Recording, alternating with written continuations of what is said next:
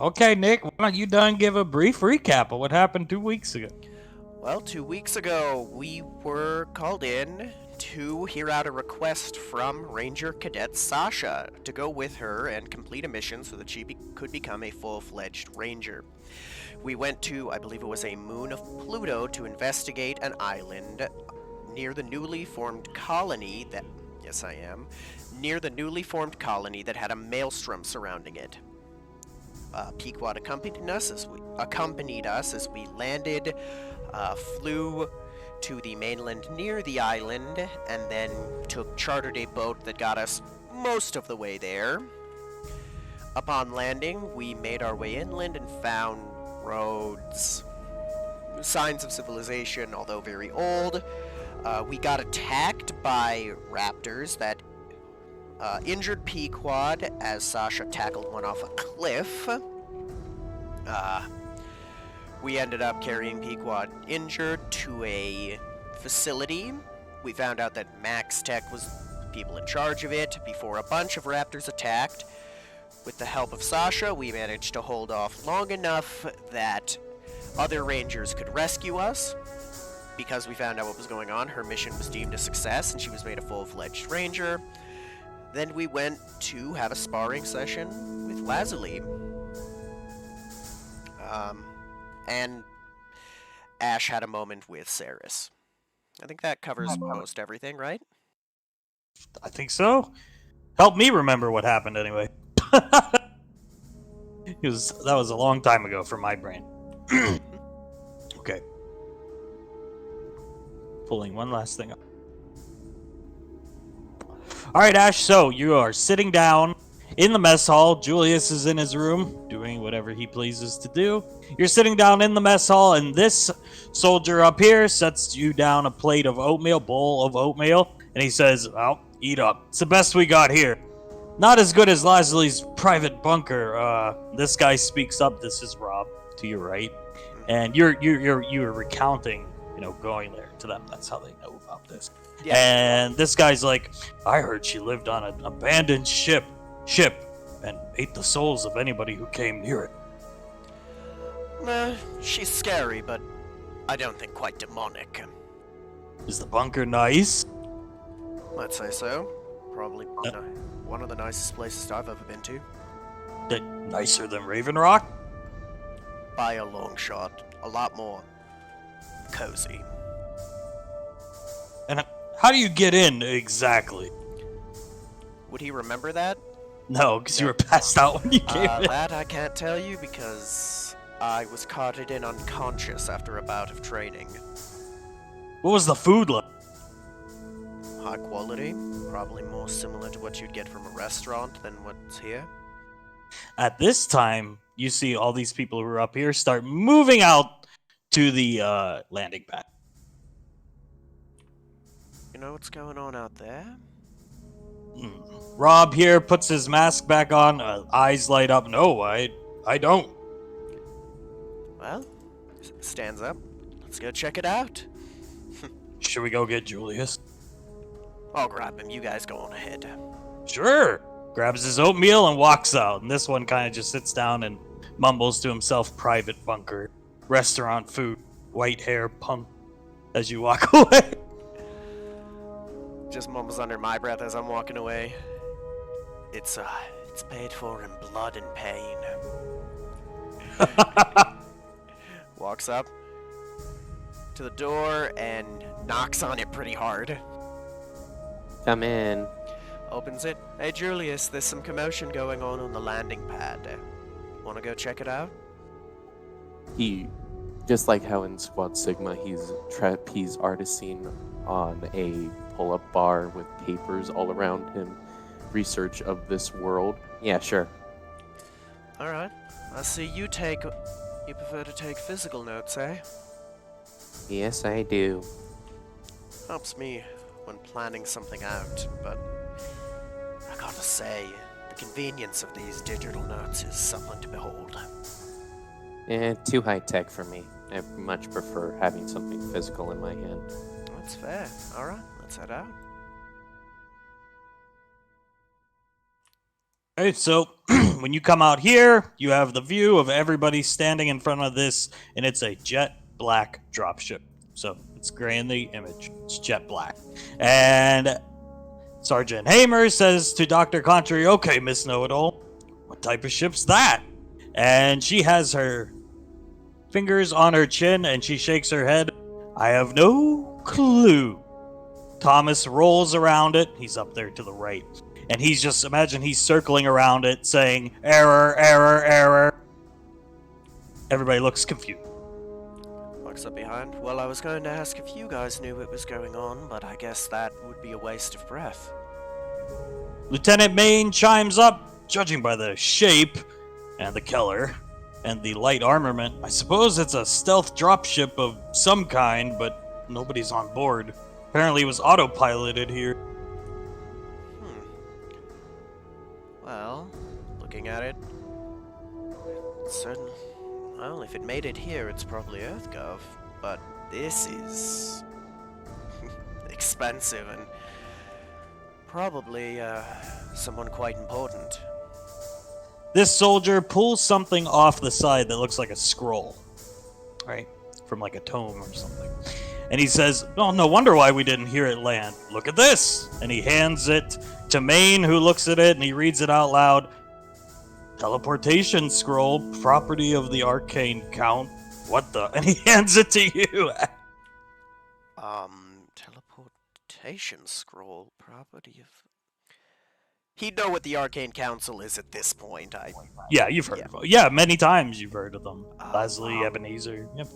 Arcane Council. Aren't they overseeing very important matters? Like, well above our pay grade? What the hell would they be doing here? Yeah, Lieutenant Maine chimes up. Yeah, usually, I think. If you're not really with the Arcane Council or a high-ranking officer, you don't really know what they're up to. The fact that they teleported this ship here is strange. Has anyone looked at it at the inside? Yeah, been on board. Sergeant Hamer speaks up. I went on board. Nobody inside. They teleported an empty dropship here. Talk about a waste of a good teleportation scroll. Unless they're trying to just pick up somebody, I suppose. If you're that rich and powerful, inscribing a scroll is a moot point. It's definitely, as he walks up, Sergeant Hamer and Maid, definitely extremely advanced. I'd say it's off the books in terms of what us standard issue guys have seen or know about. Well, I can think of one person who probably knows what's going on. Motion's over. I'm gonna go ask the commander. Yeah, do that, because this creepy ghost ship that nobody's on is kind of creepy as he walks closer to it. I'd say so. You coming, Julius? Obviously. Alright. Makes their way in. Now, as you come through the door, Pequod slams, she's talking to Commander Integra, lit cigarette in Commander Integra's mouth. She slams her fist on the table. And she says, what do you mean I'm grounded for this mission? Commander Integra takes a cigarette out of her mouth. And she says, hands off on this one, Pequod. Go back to your room, go to the mess hall, go to Lasley for all I care. The Arcane Council does not want you involved on this mission. Is that understood? Slams her fist on the desk again. But I fly Julius everywhere! And Commander Integra puts the cigarette back in her mouth, says with the cigarette in her mouth, and Ash. Julius and Ash. Right, Julius and Ash. I fly them everywhere. Not this time, Raptor Bait. You're grounded. It's not my decision. She walks up to her computer. Pequod sees you guys come in. You can tell there's tears starting to form in her eyes, and she walks off. Oh, she starts to cry as she walks off to the mess hall. Well, gonna have to bring her something to cheer her up, eh? Commander Integra walks down just in time. No time to feel bad for that one. It's not my decision to ground her for this mission. That ship will take you to your mission area. It's time, boys. Walks back up to her computer, pulls up a picture of a building. It's located in Venice Beach, California. It's Bio National Headquarters. You remember that name, boy? All too well, ma'am. Mm-hmm. This is it. This is the big one, at least for us, for the headhunters. That child is located, intel suggests, somewhere in the underground labs of this building. You're teaming up with Agent Hunk. The rest of his squad, she pulls up an image of him. I mean, you guys all know what he looks like.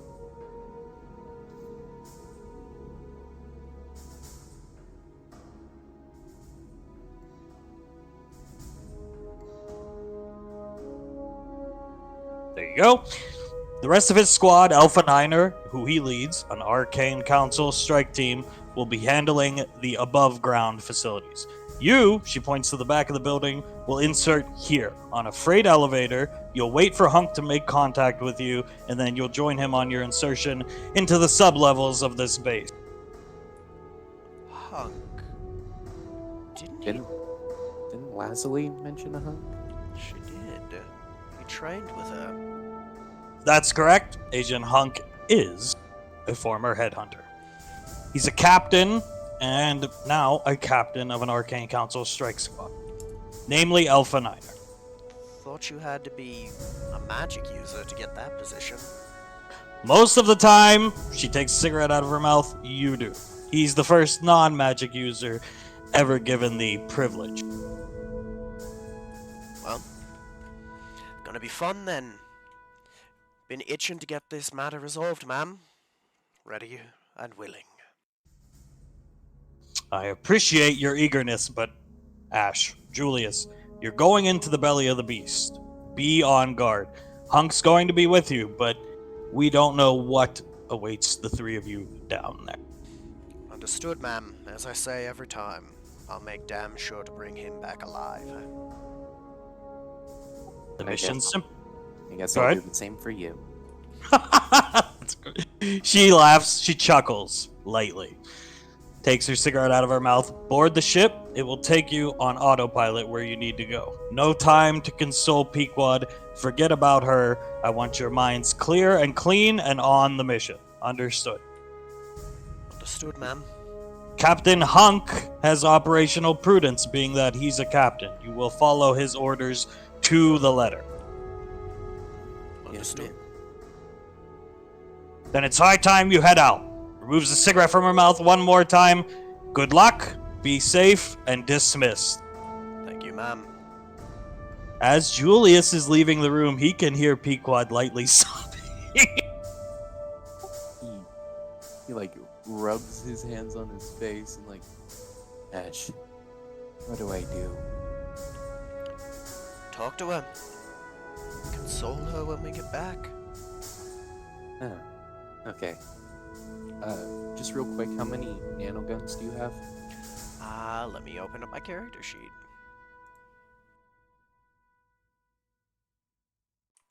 I am at 1. Do you want my one? You have You have the one. grenade too. Don't Yeah. forget the grenade. No, I think us both having one and me having the grenade is a better ratio. Alright, yeah, just checking. Alright. Let's get to work.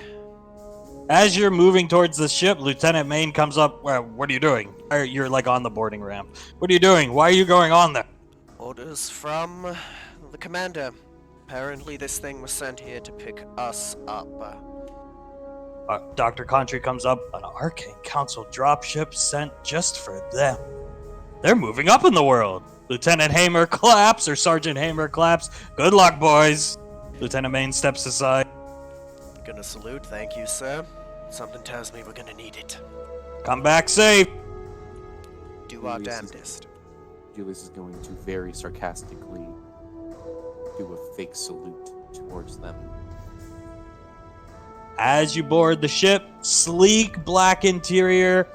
There's nice little bottles of expensive water, warm towels. Imagine if you've ever flown or know what it's like to fly first class. No attendant, though, but anything you can need to relax. Big, comfortable leather chairs, as opposed to the more utilitarian you'd see in Pequod's Vertibird. And as the ship takes off, Julius, you look out the window, and you see Pequod crying right here. God. It's alright, bring her a present. Oh yeah, maybe I'll have Lazuli order it for me. That wasn't my plan, and you know it, but things could be worse. Oh, you two are good. That was a good one. All right, so the ship takes off. You're free to discuss anything as we go. Otherwise, we'll get right into the mission. Alright, like she said, belly of the beast. We know what those assholes are capable of. I mean, look what they've sent after us already to try and keep this thing under wraps. And Yeah. the fact that there's the Arcane Councils involved means that things are getting very real. So, be careful, and if things go wrong, just... I don't even know. Rely on each other, I suppose? Oh, sure you're gonna be able to do that? I'm always willing to rely on you. Maybe I'll rely on you someday, old man. Maybe, kid, maybe. You two can definitely infer that the Arcane Council's involvement came in when the Well of Souls was mentioned, and whatever information they interrogated off the doctor, you rescued from the liquid metal Terminator. Yeah. If there's something as obviously powerful, if it's got the name the Well of Souls, if something like that's involved, we're going to encounter something scary on the way there. Yeah, definitely. But hey, all that training with Lazuli ain't for nothing, right? Obviously, I mean, like, we got her with that alley-oop. Aye. And that could be worse. At least we have one of the most renowned warriors in Earthgov on our side for this. I'm sure we'll be fine. I'm sure, too.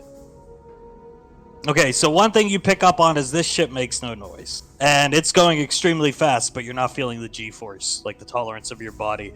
You're not feeling it. This is a fucking billion credit vessel you're flying in. So, it lands you in a small landing field outside the building. You approach the building quietly, stealthily. You get over, there's a big gate, imagine. You get over and through the gate. And instead of the space being here, imagine it's like grass or loading dock, something like that. You find yourselves here. You're behind some boxes, and there's two just normal dudes, security guards, standing outside the door, and they look quite bored. Well, what do you think? Kill or just take out? If we just take them out, there's always the possibility that they wake up and sound an alarm. Right. But we also can't make too much noise either. Yeah. For right now, you have the lead. You make the decision. I've said my piece. Right as Julius says the word peace, you hear a ding on the elevator, and the doors open, and these two don't look. They're just standing there conversing with one another, looking off into, looking towards each other, conversing. And the elevator door opens, revealing this strange figure in his gas mask, full black armor, just like his picture. He rears up a huge knife. He comes out, and he elbows this guy in the face. And right as he's about to swing around, this guy, and moves in here. He's about to swing around and stab this guy in the chest with his knife. There's a cloud of smoke, like a cartoon cloud of smoke. And you hear Hunk go, "What the?" And he goes flying back because the smoke explodes, sending out like a shockwave. And he goes flying back into the elevator. He hits the back of the elevator so hard, his helmet strap comes undone. You see the helmet go flying up in the air. He lands on the ground. And in front of these two now, this guy on the left, like stunned, holding his face, and this guy who just saw his life flash before his eye, is a small, petite, red-headed girl who She doesn't look any older than 16 in your eyes. She's a child. Like, she should not be here. That would be my first guess. Anyway, and she has, if you've ever seen like ping pong paddles, she has a ping pong paddle and a whistle in her hand. And on the ping pong paddle, there is a picture of two fancy-looking, attractive young ladies. And she does this. She blows the whistle, and it does 4 psychic damage to them, and she's twirling her finger in a circular motion at them, and they're twirling their heads, and she points the paddle, plop, to her right. And a very attractive young lady appears. And she points the paddle to her left, plop, and another very attractive young lady appears. Suggestively attractive, and they start walking off into the distance, and the guards and follow them because they are attracted to them and somewhat mesmerized by what's going on. The young girl lands on the ground because she was hovering in the air the whole time. While this was happening, you hear Hunk yell, "Idiot!" He gets up, he's strapping his helmet back on. "You! What the hell are you even doing here? You're not supposed... Are you trying to get me court-martialed?" The young girl turns to him, and she says, "It's not my fault you didn't notice me following you, invisible. Your helmet has infrared sensors for a reason, brother. God damn it, you..." And he closes his fist. He tries to strike her, and she poofs this way. "Would you stop that?" Tries to strike her again, poofs this way. Steps back, teleport back to the ship, slams his foot on the ground, his boot. Immediately, she walks up to him. "I can't!" "Why not? You left the ship in orbit. I can't teleport that far yet." He steps back. "God damn it!" Grabs his gas mask. You can see he's breathing so heavily the inside of his red goggles and the gas mask are starting to fog up. "If you paid attention to your studies that the Arcane Council told you to, you'd be able to teleport there right now, you little witch." She walks up to him. "Who are you calling witch? Why'd you even let me come to the mission briefing if I wasn't allowed to come? So you could learn." "Well, you said at the mission briefing all the guards above ground were civilian contractors. There's no reason to kill them. Just go back to the ship. Go anywhere else. Hook up with the rest of the team somewhere in the building. You cannot be... It'll be the end of my career." She poofs over here. "That's all you worry about. Your career." Poofs over here behind him. "Your career." Poofs behind him again. "And Major Lazuli." And she snaps her fingers. And there's a cloud of smoke.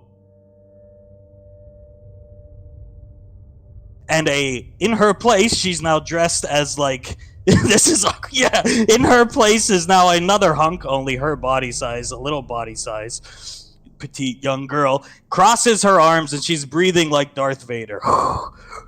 And he goes, "I do not breathe like that." He steps back. "Get out of that illusion right now."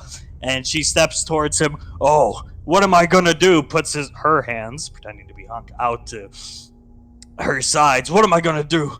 I didn't pay attention during the mission briefing. I was too busy thinking about Major Lazuli." And you see a cartoon thought bubble appear above imitation little Hunk's head. And it has a poorly drawn imagined picture of Major Lazuli. Icy, imitating Hunk, puts her hand on her mask just like Hunk was. "What do you buy a woman like that? She has everything.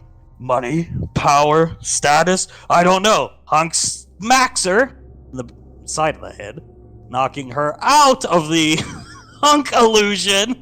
And he says, "I told you never to repeat my private monologues aloud anywhere, at any time." And she, "What the hell?" Hunk pulls out a balaclava mask. He says, "Wear this." Throws it to her. "I'm not going to wear it." "Why not? It'll mess up my hair." "What do you mean it'll mess up your hair?" "I'm not wearing it." "Did you not listen to the mission briefing?" "Well, obviously you didn't either." And this continues, and you guys are free to interject whenever you please. Well, I think we know who they are. On me? And they are snarling at one another, and she yells to him, "Fine, I'll wear it. But if it messes up my hair, you're gonna have to buy me the expensive conditioner where you shop for Major Lazuli on Gateway Station." He steps back. Hunk. You say, "Pardon me, how do you know I go there?" "I follow you. What else is there to do?" The chores I give you on the ship, those are for robots. She steps back. It continues. Captain Hunk, sir? God damn it! If the Arcane Council finds out that you were here, they're gonna know they can see through my career's over. He steps back towards her. She poofs away from him. Just gonna walk up like in the middle and put my hand in between. Pardon me? Oh! Hunk lets his guard down. She puts the balaclava on, hiding her face. Hunk turns to you guys. Oh, you guys must be the headhunters. Report! And he starts acting all professional. Yes, sir. We just arrived here and were supposed to meet up with you, although we weren't briefed about the kid here. Oh, what am I gonna do with you? I can't bring you with me. We don't know what's waiting for us down there. Why not? She steps in front of him, and she looks over Ash and looks at Julius, steps back out. Wow, that guy's ripped. Hunk looks at him. Okay, anyway, I need you, Nicole, to go hook up with the rest of the squad in the building. Well, I don't know where they are. What do you mean you don't know where they are? Didn't you pay attention during the mission briefing? Not really, except for the beginning. Hunk grabs his mask again and shakes his head.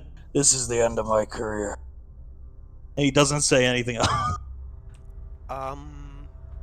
It appears we're missing some important information here. Hunk takes his hand off of his face and points at her. Fine, you can come down into the bowels of this damn building with us, but you stay out of the line of fire, no shooting or talking to anybody, and no magic, and stop playing with that whistle. Fine. She puts the whistle and paddle away. Okay. Lazuli, really? Yeah. Well, appears we stumbled into, something. But business is business. What are your orders, sir? He's grabbing his arm with his one hand. Go hack the elevator. Yes, sir. Hack down to sub-level 1, please. Alright. The young girl pulls out a stick of bubble gum and hands it to Julie. Pull out thieves' tools. Oof.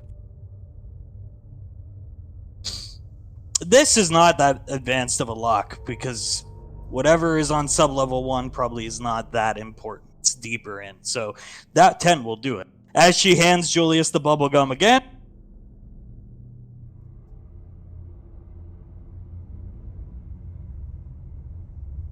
Do you take it? Oh, yeah. Okay. So you take the bubble gum, and she has a balaclava on, but she smirks at you as you take it. Hunk, good job. What are you guys' names again? Private Asherio and Valorius, sir. Right. And who's this one? Just call me Julius. Nice to meet you. Okay. Elevator set. He grabs Icy by the back of her black, tracksuit armor she's wearing and drags her in. Hey, let go! Drags her into the elevator. Come on, let's go. We're on a timetable here. Alright. So the elevator goes down. As the elevator's going down, you see Icy put in headphones into her ear. Hunk, no! Takes them out. No radio contact. Nothing. Nothing like that. I just wanted to listen to music. No! Stay invisible the entirety of this mission. And no talking to anybody. And the elevator goes and you find yourselves down here. Elevator lets out. You guys are behind like a gigantic, wooden stack of wooden pallets. Hunk is looking over them with you, and Hunk scans the room, and he looks at all these guys, and he mutters something to himself. These guys look different. What do you mean by that, sir? I expected Max Tech guard. You ever seen them? Yeah. Yes, sir. That's what I expected here. These guys look... I've never seen anything like this. They're armed with what looks to be phased weaponry and some basic ballistic weaponry. And they don't look like soldiers. And he points to this one. This one, the one in the yellow. And the way he's holding his gun, you could tell, like, he doesn't seem like he even knows how to use that. Look at how he's holding it. Right. Is He- this... It's to this guy up here. His bulletproof vest is on backwards. These are civilians, aren't they? I think so, but they're not civilian contractor guards, at least not on the books. Some type of private civilian group, perhaps? Icy looks over the pallets, and she blows a gigantic bubble with her bubblegum. Hunk grabs her, damn it, and pulls her down so she can't look over. This is starting to feel like a performative trap, sir. Maybe. It could be a trap. Or there could just be a player involved here we don't know about. They're armed, decently, and their gear looks relatively expensive. But they don't know what they're doing with it. That gives us the advantage. Yes, sir. Loud and proud, or quiet and one by one? I would say quiet, one by one. Split up. This will be in play. Yes, sir. Pick your targets. I would say we split up. Take them one at a time. We have to clear all of them out. The elevator to get to sublevel 2 is up there. We want to go through this base as long as possible without raising any alarms. And he looks back at Icy, who's back here, looking over the pallets while also poking Julius's forearm muscle. Every time she pokes, she says, poke, poke. Julius just deeply sighs. Hunk hits her in the back of the head. Stop that. Go invisible. Fine. And she casts invisibility, and she is now invisible to your eye. If you don't mind my asking, sir, how? I mine. Very well. Apologies. Oh, I have enough on my mind. Okay, It's fine. I'll make the first move. We can split up. You have silencers for your weapons, kid. Yes, sir, they're attached at the moment. Roll initiative.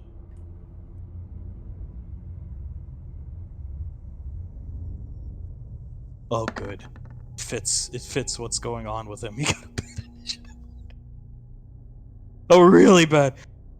So he's about to make his first move, and he looks over, and Icy is now uninvisible, and she's eating a lollipop, and she's crunching on it loudly. God damn it, stop that! He comes over, takes the lollipop.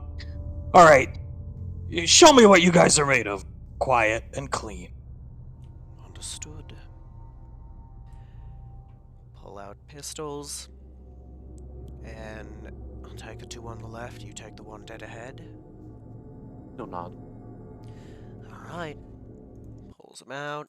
And 2 shots. Where is it? There. That's targeting the dude in the, this guy. Second shot is at the one. Oh. Okay.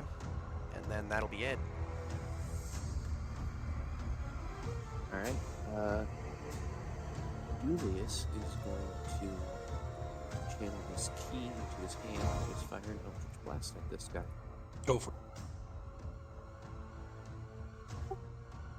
There it is. There.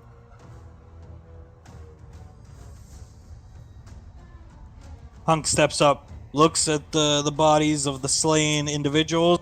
Nice work. Okay. Follow me. He moves up here, presses against this, workbench side of the helicopter. You can move with him. Pulls out a knife.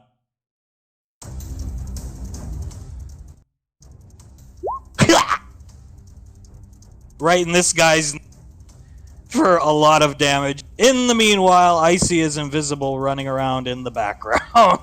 She's right next to this guy, and Hunk, You can see if you're close enough to him, you can see through the red eye goggles on his mask. You can see his eyes are wide and he's breathing heavily. She's just right behind this guy whistling, but since she's invisible, he can't notice. Okay.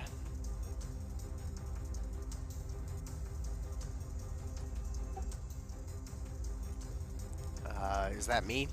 Yeah, you're up. All Hunk right. can't really give orders right now. Take a shot at him and him.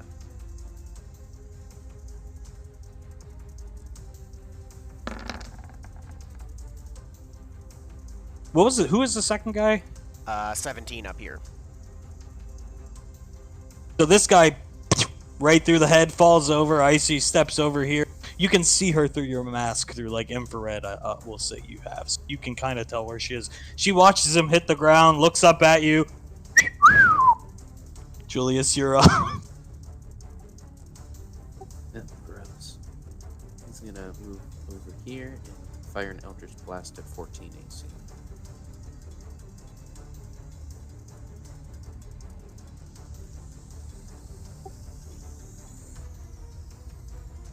I thought Eldritch Blast didn't miss. I do have to roll to hit. Oh. Alright, well, boom! These boxes go flying. This guy, what the hell? A ghost. Did you hear that? This guy comes up here with his little dinky radio. What do you mean a ghost? Did you see these boxes just explode?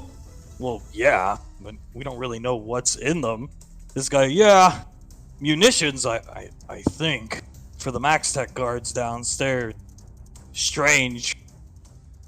Let's look. And they start going through the boxes and they're pulling out what look like pulse rifles and chest harness mounts for smart guns and stuff like that. Hunk shakes his head. Okay, back in the game. All right. And it has a silencer on it. If you don't know what a micro gorilla looks like, it's a cool looking rifle. He blows both of their heads off, so their heads explode. Hunk walks over here. Okay, not bad. Thank you, sir. That was good. Very good. Icy comes out of invisibility. That was pretty boring, if I do say. Shut up! Go hack the elevator, Ash, please. Understood. As he's going up, just under his breath. Rather it be boring if I could pick anything. I'm guessing, is it up here or? Yeah, I'll ping where it is. Yep. It's right up here. All right. Icy pulls off her balaclava in the meantime. Her hair's messed up. Look what this thing did to my... Put it back on, for God's sake. We can't expose EarthGov's presence on this mission. She puts her hands on her hip, blows a gigantic bubble. It's not like Max Tech isn't gonna know. It's called plausible deniability. Put the mask on. She puts it back on. Fine. Hunk looks over at you guys, or at you, Ash. You're pretty nifty with that hacking tool. Let's go. All right. As they're walking up just under his breath, we're all gonna fucking die. You get on to the next elevator. Make your way down. And there's a large man here in what looks like akin to the Max Tech armor you've seen before. And as you're looking at him, two others walk down the hall and join him, and they're talking. Can't really hear what they're talking about, but they're talking through their masks, and it sounds muffled. They're talking together. This guy moves down here. They move like this. This guy here is leaning up against the wall. He is looking in the general direction of you guys, but he does not see you yet. That's more like what I expected to see, sir. Hunk peers out the side of the elevator. Yeah, exactly. Heavily armored, heavily armed professional soldiers. Not whatever that rabble was upstairs. Icy kind of walks out of the elevator. He grabs her. Get back here! Throws her in the back of the elevator. Well, I could just go invisible. They probably have thermal imagery in those helmets. Stay back. We're gonna have to take them out with a coordinated strike at the same time. Understood, sir. Nicole, cast invisibility on him, and she points to Julius. Fine. She makes you invisible, Julius. Here's the plan. Hunk's looking out of the elevator the whole time down at them. Julius, you move in, pick off the one leaning against the wall. Ash and I will take shots at this guy and this guy. But we won't take our shots till you're in position. Sound good? He'll nod. He'll nod because he doesn't know he can't see him. Snaps her fingers. She goes invisible. I'll go with Julius. Oh, you hear Hunk grunt. Oh, grabs his chest. Fine. Just don't get near them. I don't have time to argue with you. Ash, get in a firing position. Understood, sir. Pull out the pistols. Hold your action until Julius is in position. Understood. Hunk stows his micro Galil. Actually, make me invisible too. She snaps her fingers. He goes invisible. I'll join you just to make sure we get them at the same time. And he starts creeping down the hall. Julius, you can move with him. You're invisible. He's right here behind this guy. Your target's here. And now he's waiting for Ash. In a very hushed tone of voice. Ready, Ash? Ready when you are, sir. Go! Everybody roll attack. I'm gonna spend a grid for advantage.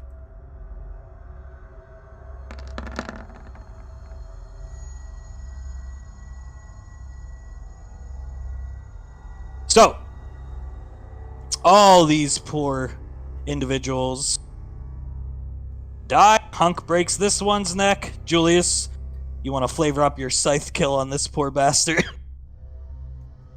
He'll cut him at his knees and then slit his throat before he can scream. And Ash, I suppose, a shot through the head. Back of the neck, since that's the way he's facing. Nice. They fall over. Hunk looks down at Julius's dead enemy, looks up at Julius. Pretty impressive with that sight. I know, right?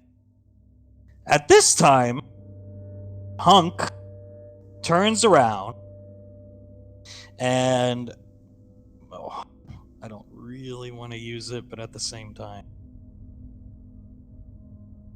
Hunk turns around while you guys are looking at the dead bodies, making sure they're dead, inspecting them to see, hey, these are more of these Max Tech fucking commando losers. You hear Hunk go,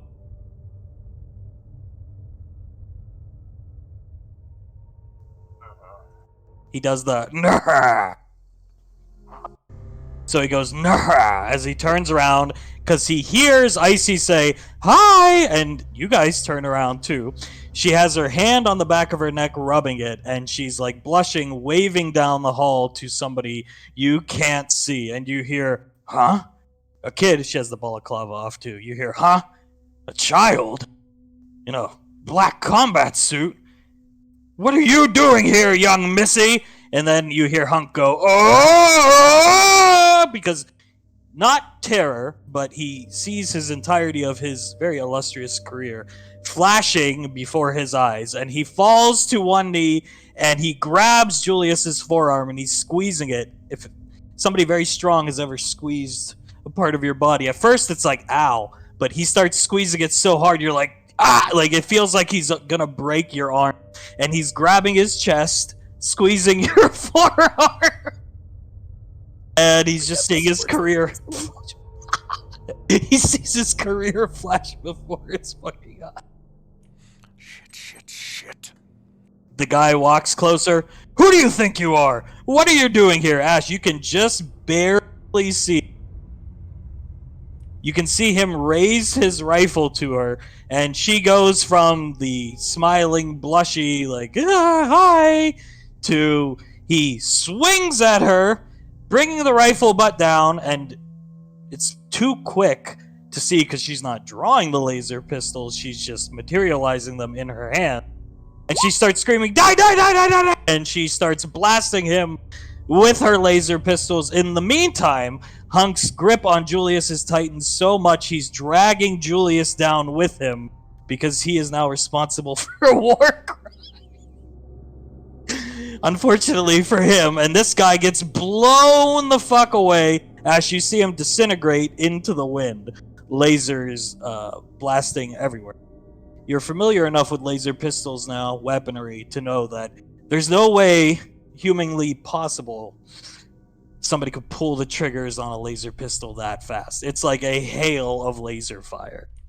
No laser weaponries fire that fast, not even Gatling lasers, which you have studied at this point. Never used, but studied. Oh god, the kid's a fucking monster too. Oh no. In the meantime, you hear enemy contact, enemy contact! And Ash, you hear the sounds of multiple footprints and some big guys with big guns, which are smart guns, come up into the hallway as well. And Hunk now lets go of Julius's arm and falls face down onto the ground. Whether he's unconscious or not is yet to be determined.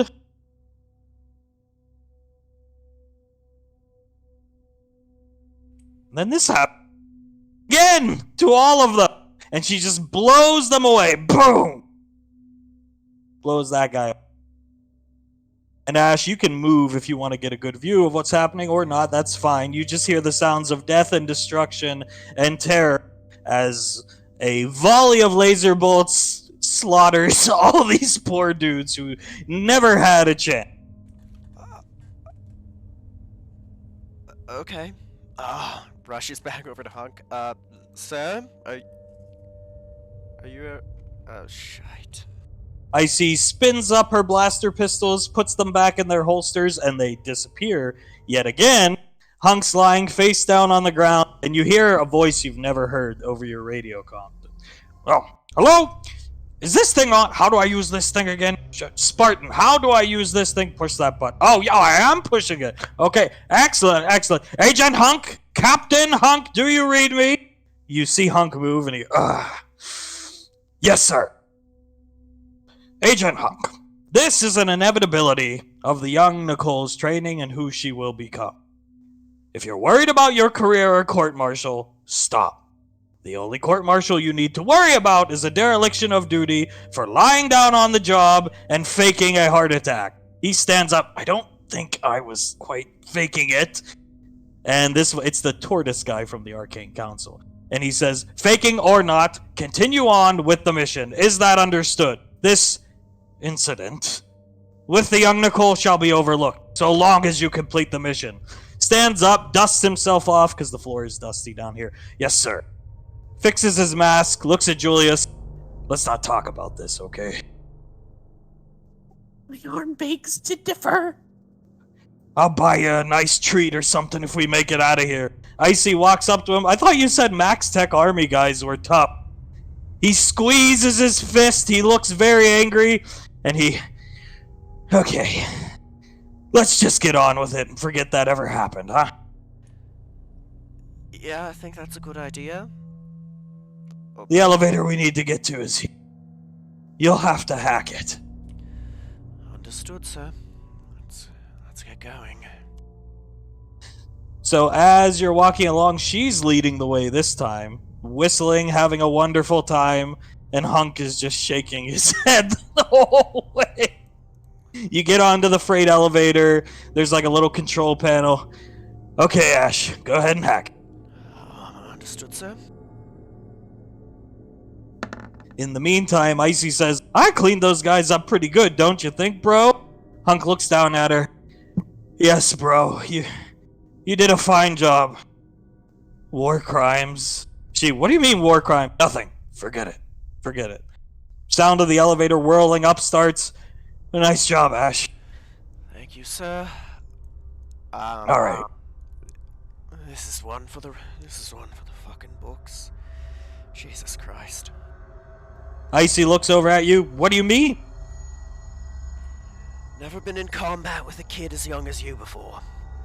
Never been in combat with a kid? You think I'm a kid? She poofs in front of you. Say it to my face! You're a rather tough one and pretty scary in a fight, but a kid nonetheless. Hunk, stop. He's not wrong. Please stop, relax. I can only take so much. Don't take it as disrespect. Kind of pulls the helmet off. I'm just being honest. Holy crap, you're old. Who do you think you are, Clint Eastwood? Kinda chuckles. Listen, kid, you'd look old too. You'd look old too. She chuckles at you and hands you a stick of bubblegum. Thank you. Puts it in his mouth. She offers one to Hunk and he, please just hit the elevator. Alright. Hits it. Timetable. Very important. Puts helmet back on. You sure you're alright, Sam? I'll be fine. I hope I die. He just shakes his head. Been there, sir, been there. Icy laughs at the I hope I die comment, and you find yourselves here.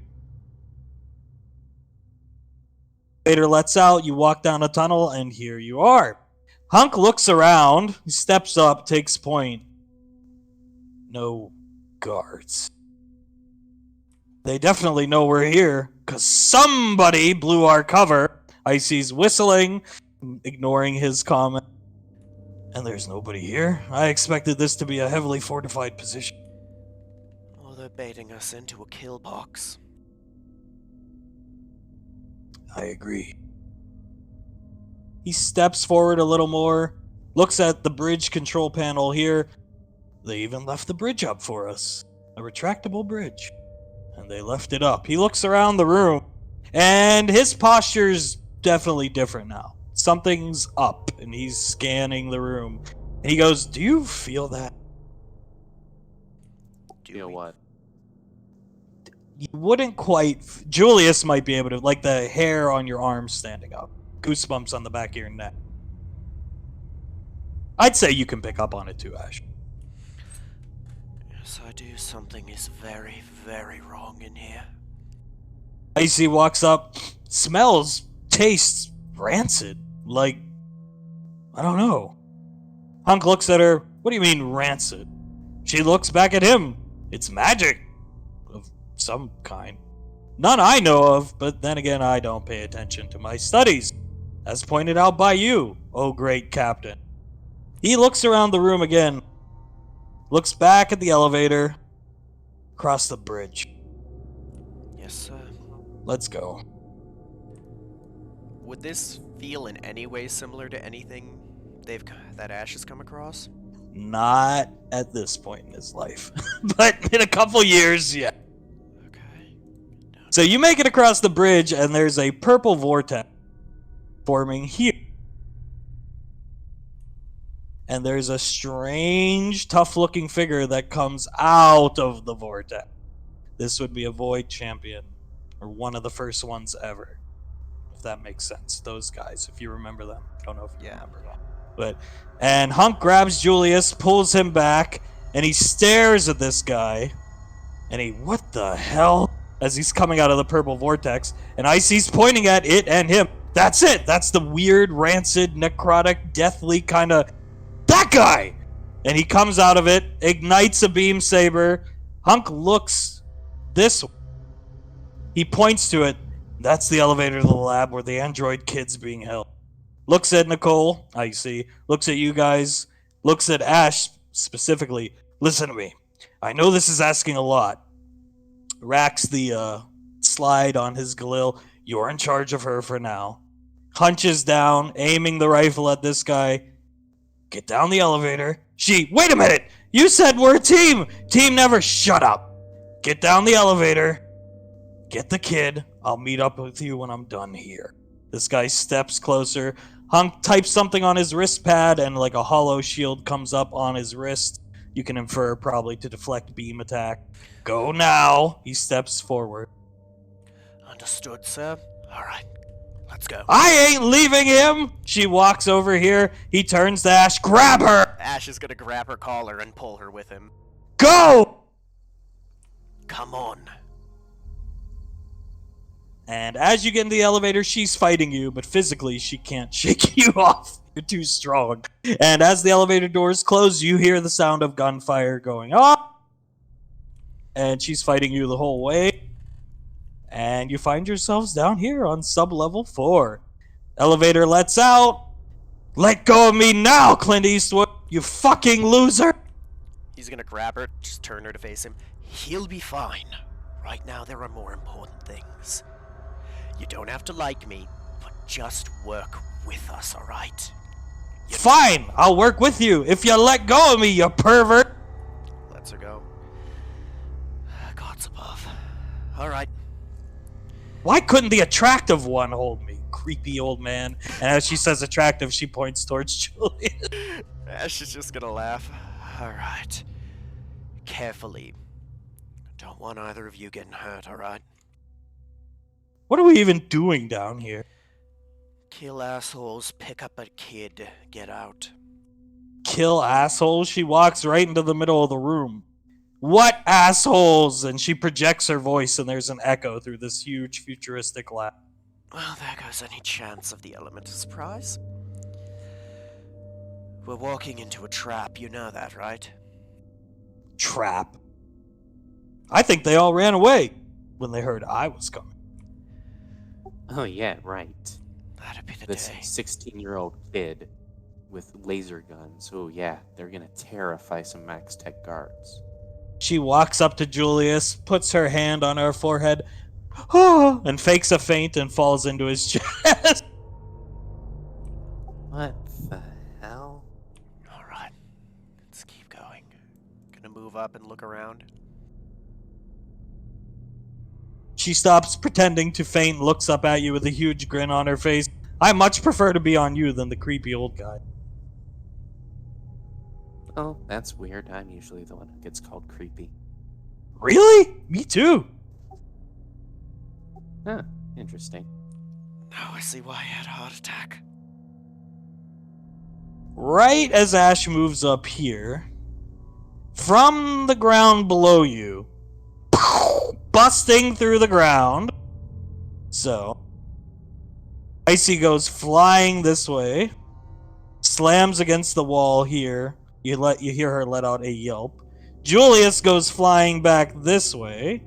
He's able to pick himself up, though. He's not a young child. He's used to this kind of stuff. A strange... I'll put some reference images right now. Only need 2. They're the best. A strange construct of some type, more akin to the second image, reveals himself standing in the middle of the room.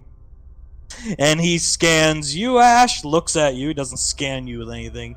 He looks at Julius, and he looks over at Icy, lets out a metallic shrill, or shriek, if you will.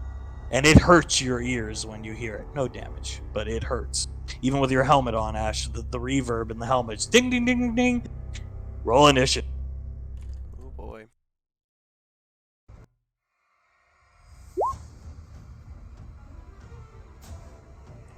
On game. Could be worse.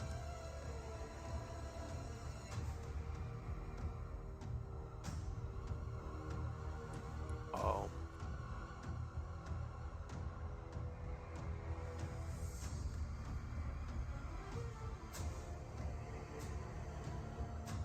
Okay. Whoa, she actually won the roll over him. All right. Well, so Icy picks herself up, dusts herself off. What the hell is that thing? It's a gigantic trash compactor. She points at it and starts laughing and ends her turn because she's busy laughing at it. Oh, shit.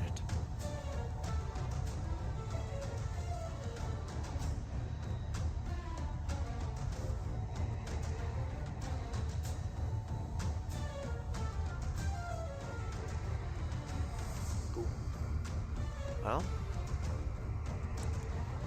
Is it me or it? It's it. He's just deciding what he wants to do. Got him. He gets on all fours, so again, more animalistic, akin to the second image. He gets on all fours and he has a long tail, and the tail arches up and fires at Julie. Hit it twice. So for 14.9 points of damage, and as the shots hit Julius, Icy stops laughing immediately.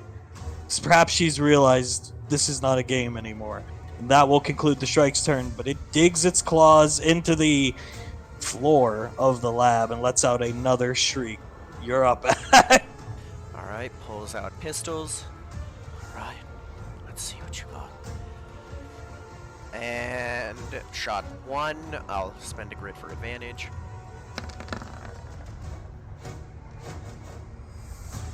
Oof. Shot 2, same thing.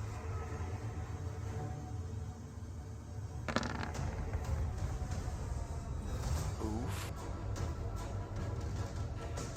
Shot 3, I guess I'll take normally. Ding, ding, ding. Oh, shite. I'm gonna move slightly behind cover. You lead. Alright. Is what it's standing in water, or is it concrete? No, I imagine it's just concrete,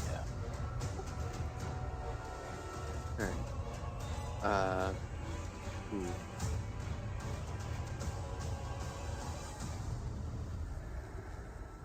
Okay. Julius is going to...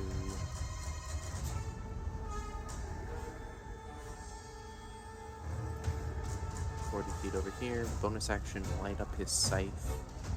And action, firing an Eldritch Blast at it. I don't think the poison... Most likely. Oh god.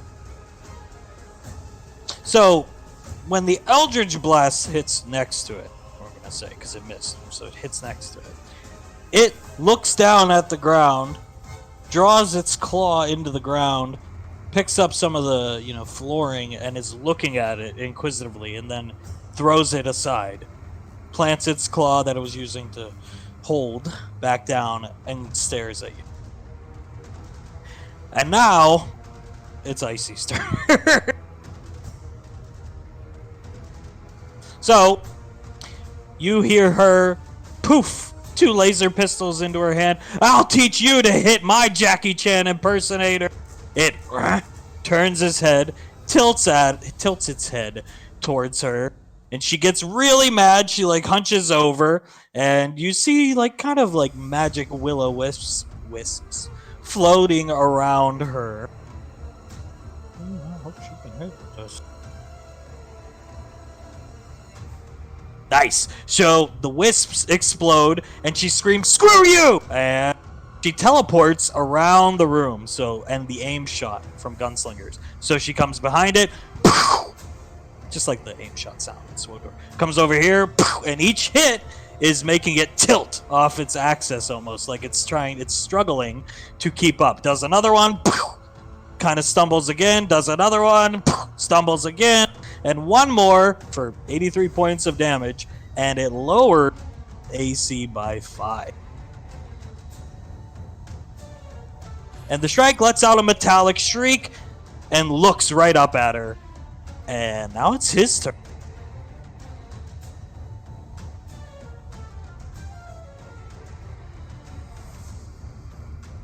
So she's in the air, hovering after doing that. It whips its head around towards Ash. You see its eyes glow. Go for it. Okay, I have advantage. It's half elf. Oh, come on. Nope. Oh, dual 10s. Fuck. So, it opens its mouth after leering at you, and you see the air and molecules and energy being sucked into it, and it unleashes at Ice its proto, since this is the prototype of it, Buster Beam, blasting her, sending her flying through, imagine whatever's in this office, computers, chairs, you name it, and there's just a cloud of smoke. She goes flying back into the cloud of smoke, ending the Shrike's turn. She's still alive. So, Ash's turn has been skipped. It's me. Oh no, it's Ash. Oh yeah. He failed. Yep, it's up to you. Alright. Alright. He's going to yell out, crap! Run up behind it. Light up his feet first. And then make an attack with the scythe. God. Ding ding! Ending your turn, I assume? Yeah.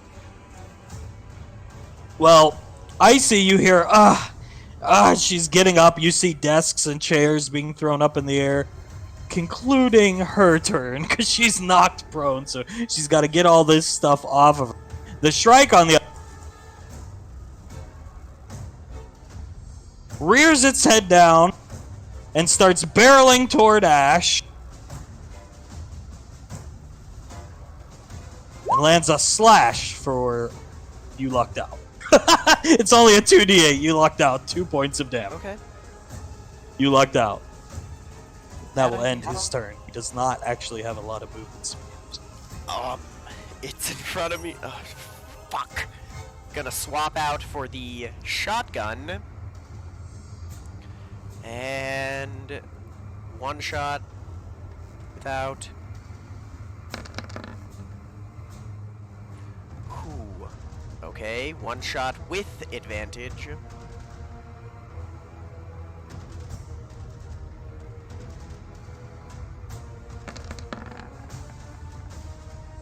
Better. Nice. Okay. Action surge. Shot without.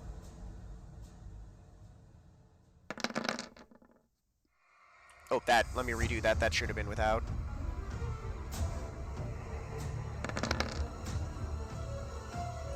Okay. And then one more shot without.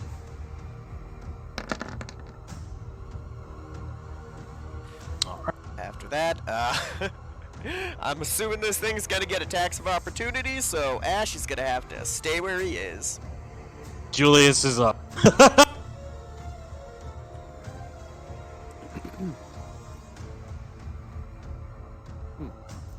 There. Here's what he's going to do.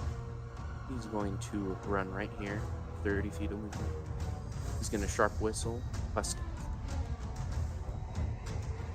Bland.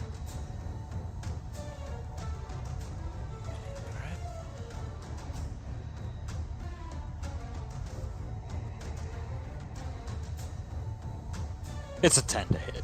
You Yep. know it is, so you don't need the Hit it. token. Hitting it right here. Oh! Oh! The assault plastic God. lands on the ground. The Shrike steps on it. Oh, damn. All right. 5% chance, okay. Damn. Icy has come too. Oh, go ahead, Joel. just going to take the last 10 feet of movement away. Okay. Wow. That's never happened before. At the most inopportune time. Luckily, you have a partner in this fight. Icy throat, you see chairs and papers flying everywhere. She comes out, and how could you miss? It was right in front of your face! You don't have a giant fucking monster robot in yours, kid. Giant monster trash compactor piece of crap! You see her, she has her hand, she's clenching her fist. Then put some action to those words.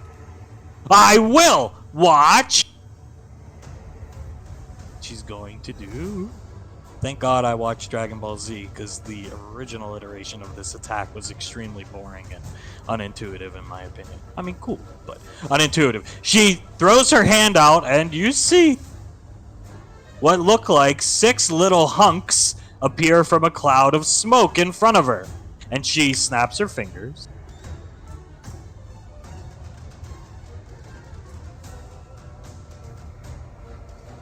And she goes into her hunk disguise. She's breathing like Darth Vader. And she, all right, Alpha Niner, move out! And she points at the Shrike. And they start moving around, but they laugh like Irish, so. And they're going around the room randomly. And she steps over here, attack him! Him! And they look at the Shrike, look at her. One comes very close to you, Ash. And they look very confused. You idiots! She slams her fist, comes back down from levitating, slams her fist onto her leg in anger. And they and go over to her, and she crap. And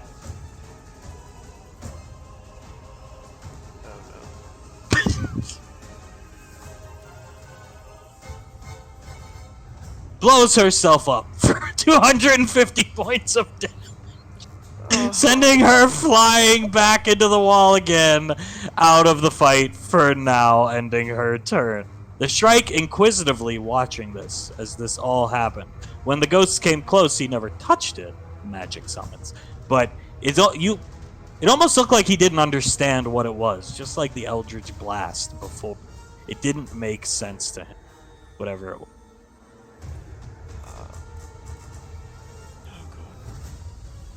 Oh God is right. He grabs at. I love this. I love ragdolls. And he slams you, boom, boom, boom, and hurls you across the room this way for 27 points of damage. And then postures towards Julius, ending his. Okay, that hurt. Get up. Swap to pistols. Oh, fuck. Take a shot. Nice. Take a shot. Less nice. Take a shot.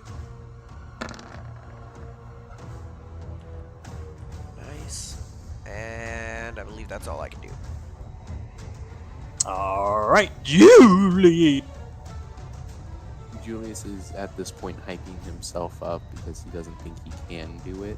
He's like, okay, Ash, alley-oop! Okay.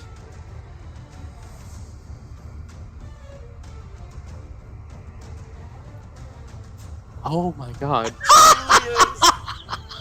So you grab the Shrike, and he looks down at you. Huge, big, metallic fangs, glowing red eye.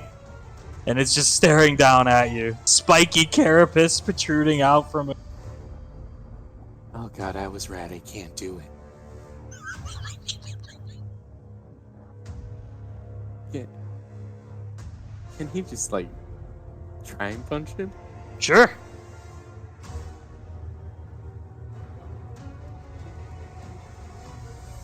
Yeah. That'll be all. You see the cloud of smoke from the hunk ghost disappear. You see Icy's armor all messed up, her hair all over the place, her glass on her goggles that she was wearing is broken. You can see her green eye, one of her green eyes, and she looks furious. All right, I've had enough of these stupid games with this trash compact. She points at Julius, starts twirling her finger. How about you have a taste of a yoked Jackie Chan impersonator? And she casts this on Juliet. So, you become super powered. Imagine like a mega haste spell. She gives that to you. You bulge out, your muscles bulge, and now he looks even better. I didn't think that was possible.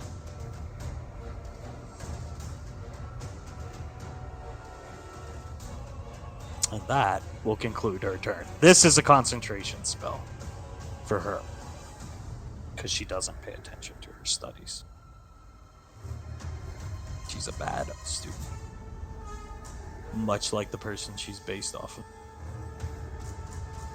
So you get empowered, your muscles start bulging out. The Shrike lands a bite on you in the meantime for 4 points of damage. And then it moves here and ends his turn. Now it's down to Ash and then yoked Julius. Bang. Bang. Okay, Nice. reload. And that's it. Now it's Julius's turn. Alright, I'm just gonna roll 3 attacks with his martial arts, then Yep. roll however 24 d8s I need to. That worked.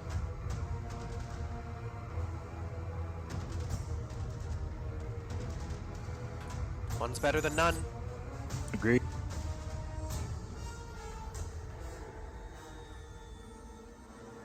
So when you hit him, the strike goes back, clawing through the earth, trying to hold himself in place, but he can't. And he claws all the way back here. And you hit him. Her spell she gave you that hard, you hit him. You feel arcane energies flowing through you. This feels really weird. I'm gonna run up to him, keeping on him. Yeah, but you look really good. And Icy looks over at Ash. Ash, you see her look. Ash, you see her looking at you. Well, even though you are a poor Clint Eastwood impersonator, I suppose I could help you too. She twirls her other finger.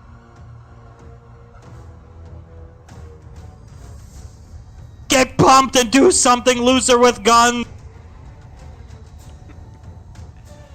This is gonna be fun. These are concentration spells for her, and that's all she can do. In the meantime, the strike moves here, and he's coming for Ash. But he can't do anything else. That's it. Doesn't have a lot of move speed. Okay. But imagine this thing barreling towards you.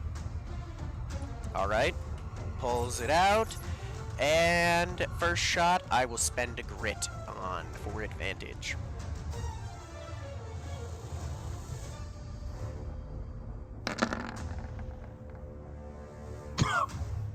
Boom! Blast him back! Second shot. And third shot. Ducks under it.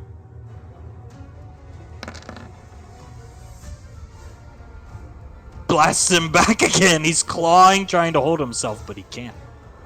And these attacks look like they're taking chunks of him off. Alright, that's much better. Might be a nice time for you to to limit break, Julius. I can't necessarily do that here. Limit break? What are these guys talking about?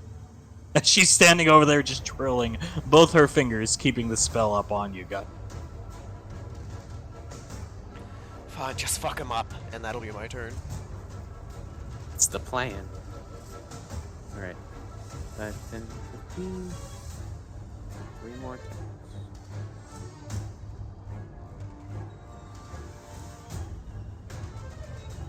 Yoked! I love it! Boom! Boom! He goes flying back each time. Just imagine these gigantic claw marks in the foundation of this cement floor of this secret laboratory. And then he'll 5, 10, 15 again, just to keep on him. Icy twirling her fingers, I can't do much more than this! And she grins over at Ash. And the strike, on the other hand, recognizing the predicament that he is in, he runs into them.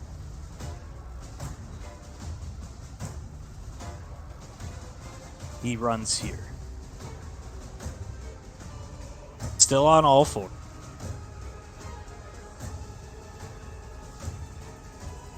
You see orifices, like metal holes on his back, appear.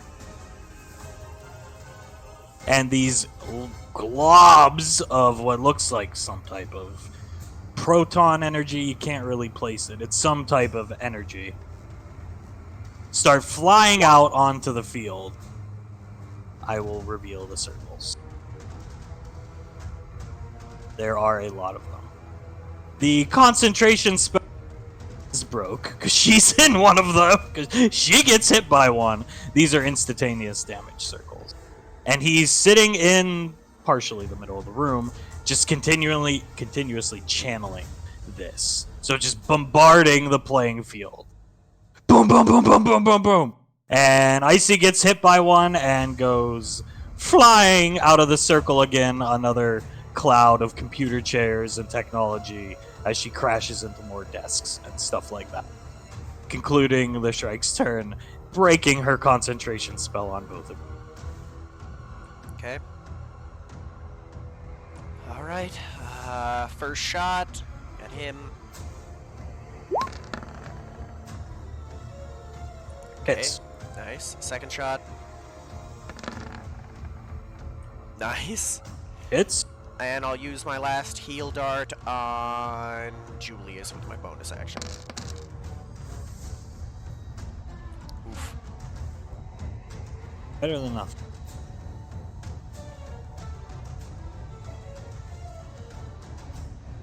Alright. Is that all? That's it, Ash? Yeah, that's all I can do. Okay. Alright.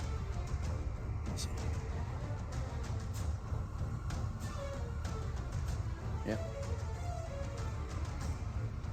He's gonna move right there.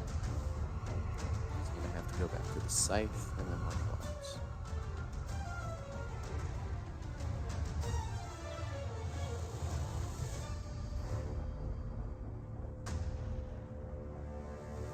Alright, one hits. He's still on all fours, firing off. The heat coming off of him is incredible.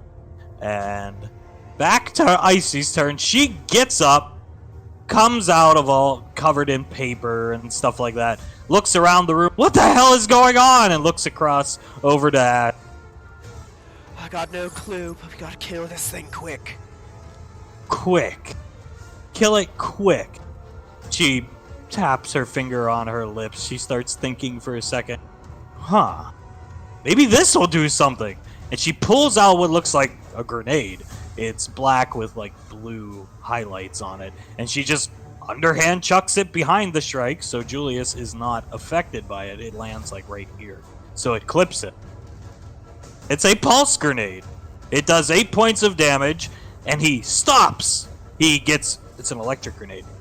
He gets stunned by the grenade, so the Buster bombardment stops. He kind of falls and catches himself, and then you see him slam his fist into the ground 3 times, and he lets out a roar. And Icy's head like cocks at it and looks at him, and she says, "Did that thing just get angry?" And angry it is.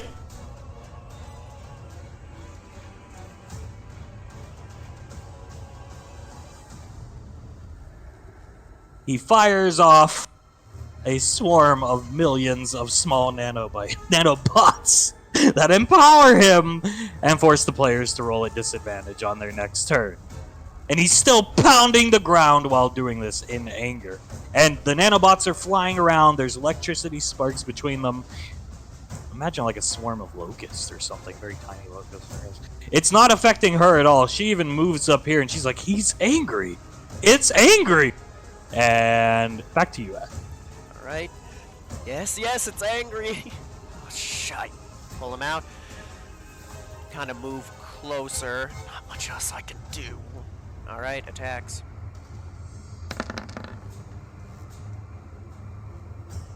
Okay.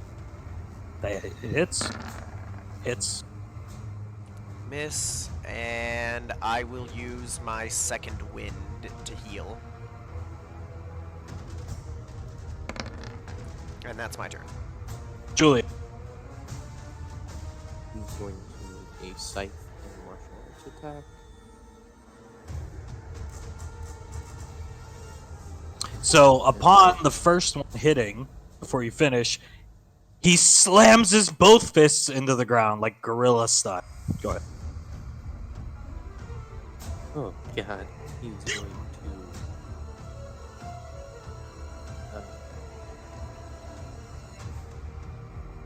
yeah, I'm gonna run 40 feet right over here. Okay.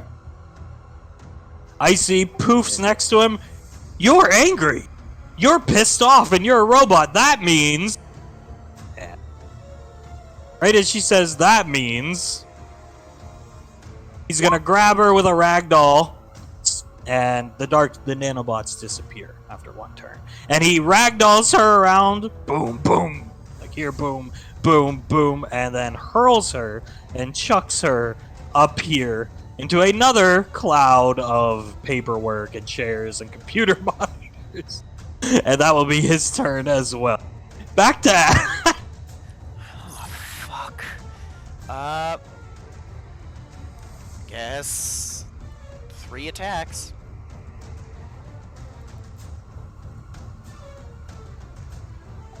Did you use your action, sir? Yep. Come on, game. Go Omega Julius. It's a prequel. Do it anyway. Damn. Okay. Well, this is bad. Hope you've got something in reserve, Julius. I got a dart gun. Shit. The nanobots went away, right? Yes.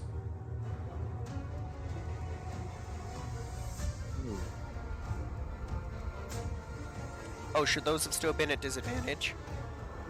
No, they should be normal. Oh, then you mind if I re-roll? Mm-hmm. I mean, no, I don't mind. I don't mind. Just let him take his turn. I'll do the damage. Got I'll it. calculate it. Alright. Yep. 15 feet this way. Bonus action, dart gun into his thigh.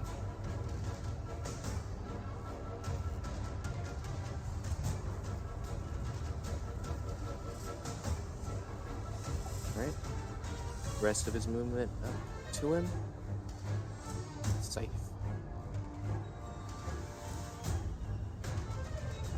So when the scythe dings off of him, he turns around towards Julius, grabs Julius by the throat, and lifts Julius up in the air. You see the spikes that adorn his carapace, his body, start to elongate, almost like he's going to try to impale you with them. And he's squeezing the life out of poor Julius. And right as it's about to happen, you hear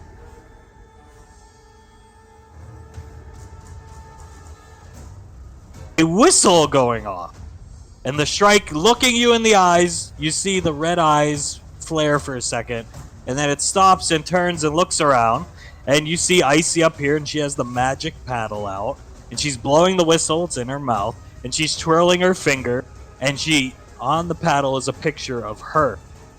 The strike turns and looks at her, drops Julius on the ground, and she goes, "Right this way.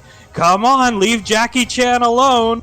The strike barrels towards her in confusion, and there's a bunch of smoke at the back of the room. You can't see what's behind it. The strike runs in here. She dodges and steps out of the way. Poofs. And the strike finds himself surrounded by a lot, and I mean a lot, a literal wall of hunk ghosts, and she snaps her fingers, and there's a huge explosion. Knocks Julius is already down. Ash, you get knocked over by the explosion, and the dust settles from the explosion. The strike staggers out of it. She's standing right next to him, looking at him, and he puts his claw out towards her and starts falling to pieces. And she just stares down at it, fucking trash compactor, and kicks him. Okay. Well, picks himself up, walks over to Julius. You alright? She's trying to pull Julius up by his arm. Wow, you're heavy. Do you take steroid? God damn it, kid. No, that's training No, with Lazuli. don't.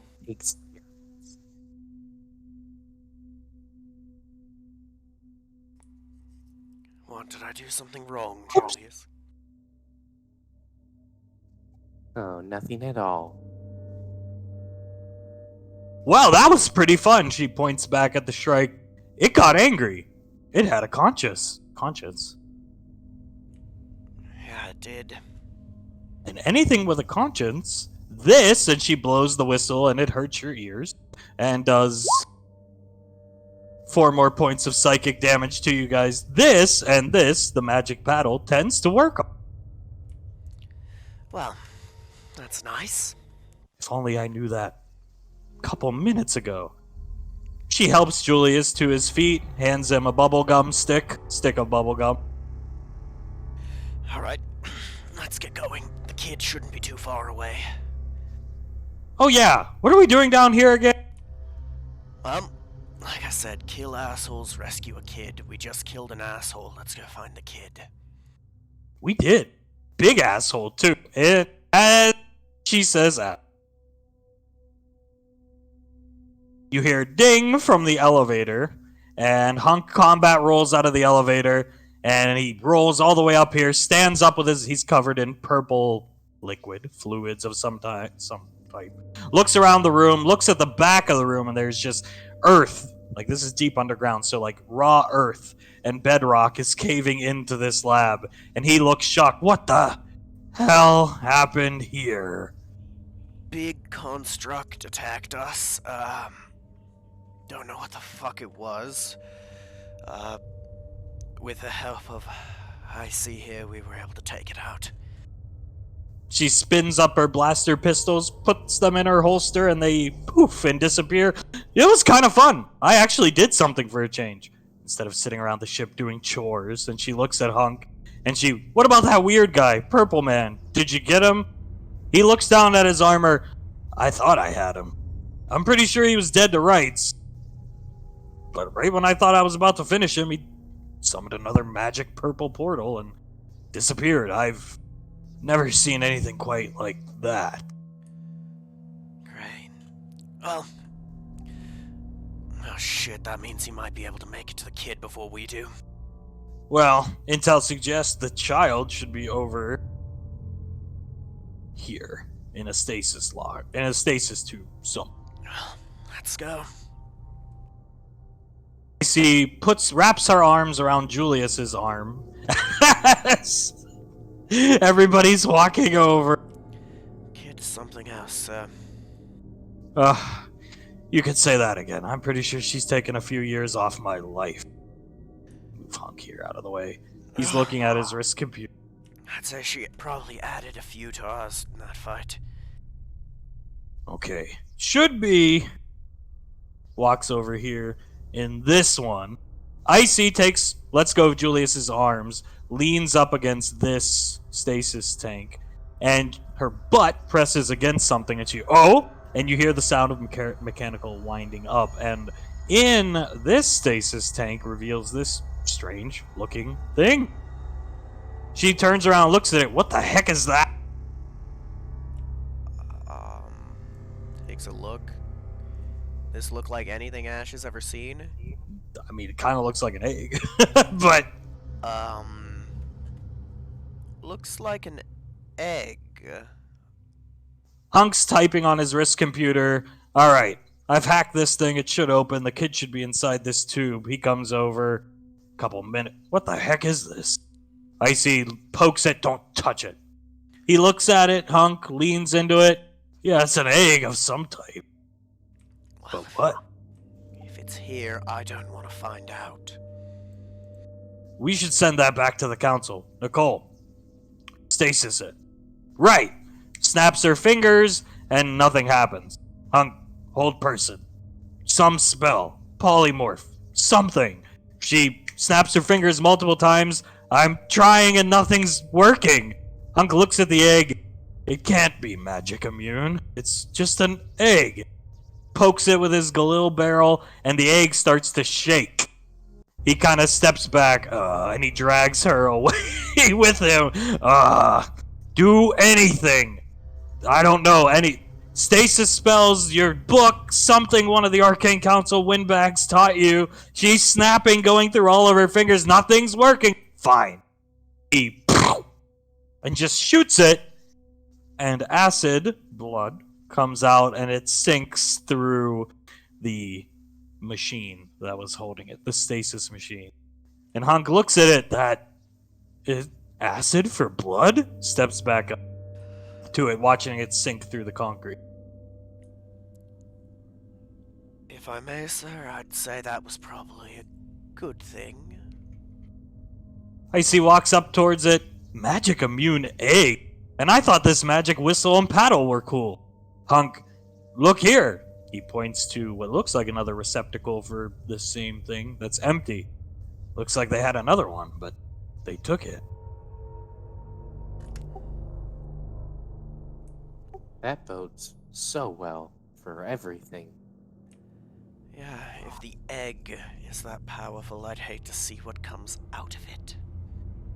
Maybe it's a big bird. Icy walks over towards Ash, steps in front of him. Never seen a bird like that. Acid blood bird. She's poking the stasis tube. The metal cover over it comes up, revealing a small child inside. She's in stasis. Hunk walks up, types on his computer. Alright. Hacks it. Kid comes out, liquid falls. Icy catches her. Grabs her. She's unconscious. And Hunk, okay. Well, have you guys ever teleported before? No. No, not that I can think of. Nicole, teleport us back to the ship. I can't. You left it in orbit. Right. Only for emergencies. He pulls out a similar teleportation scroll that you saw on the ship. They always leave me one. Okay, here we go. He opens it, and it starts glowing, and...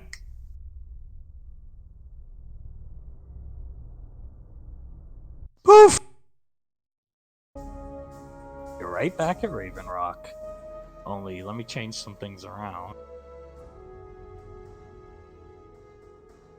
Obviously, these people aren't here. They've all moved around to go about their day. Got you your kid. Mission successful.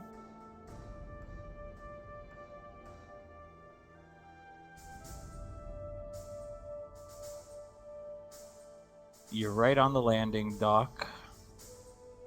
Hunk is here. And Icy's coming.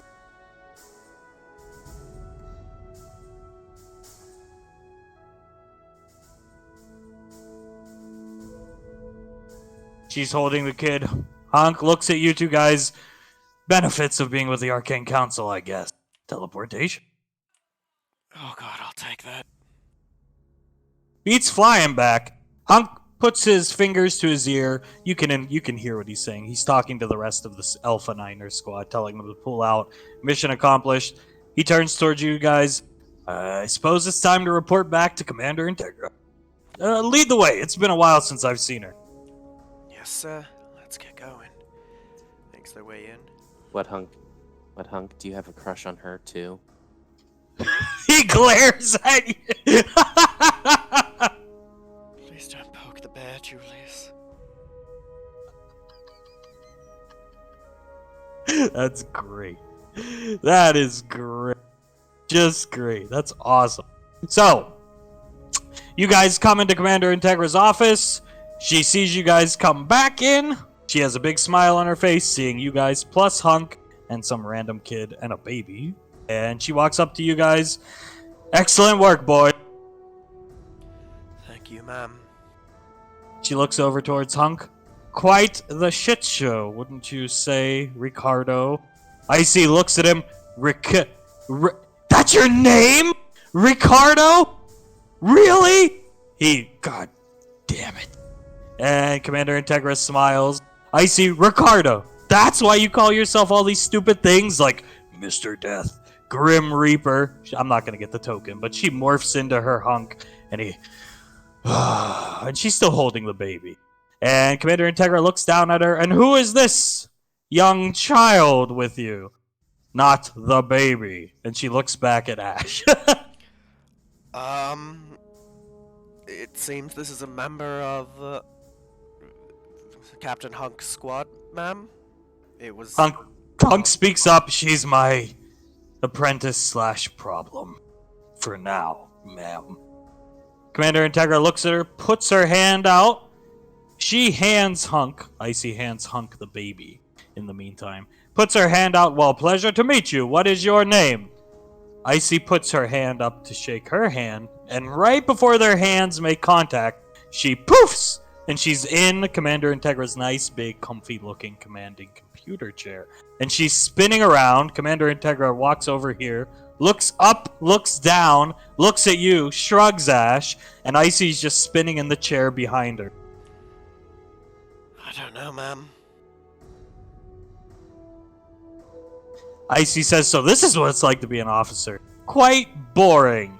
She reaches for something on her desk and pulls up a cigarette. What's this? Puts it in her mouth. Commander Integra turns around. How did you get there? What are you doing? You're too young for that. Takes the cigarette off of her hands, turns towards Hunk. You must keep better control of your subordinates, Agent Hunk.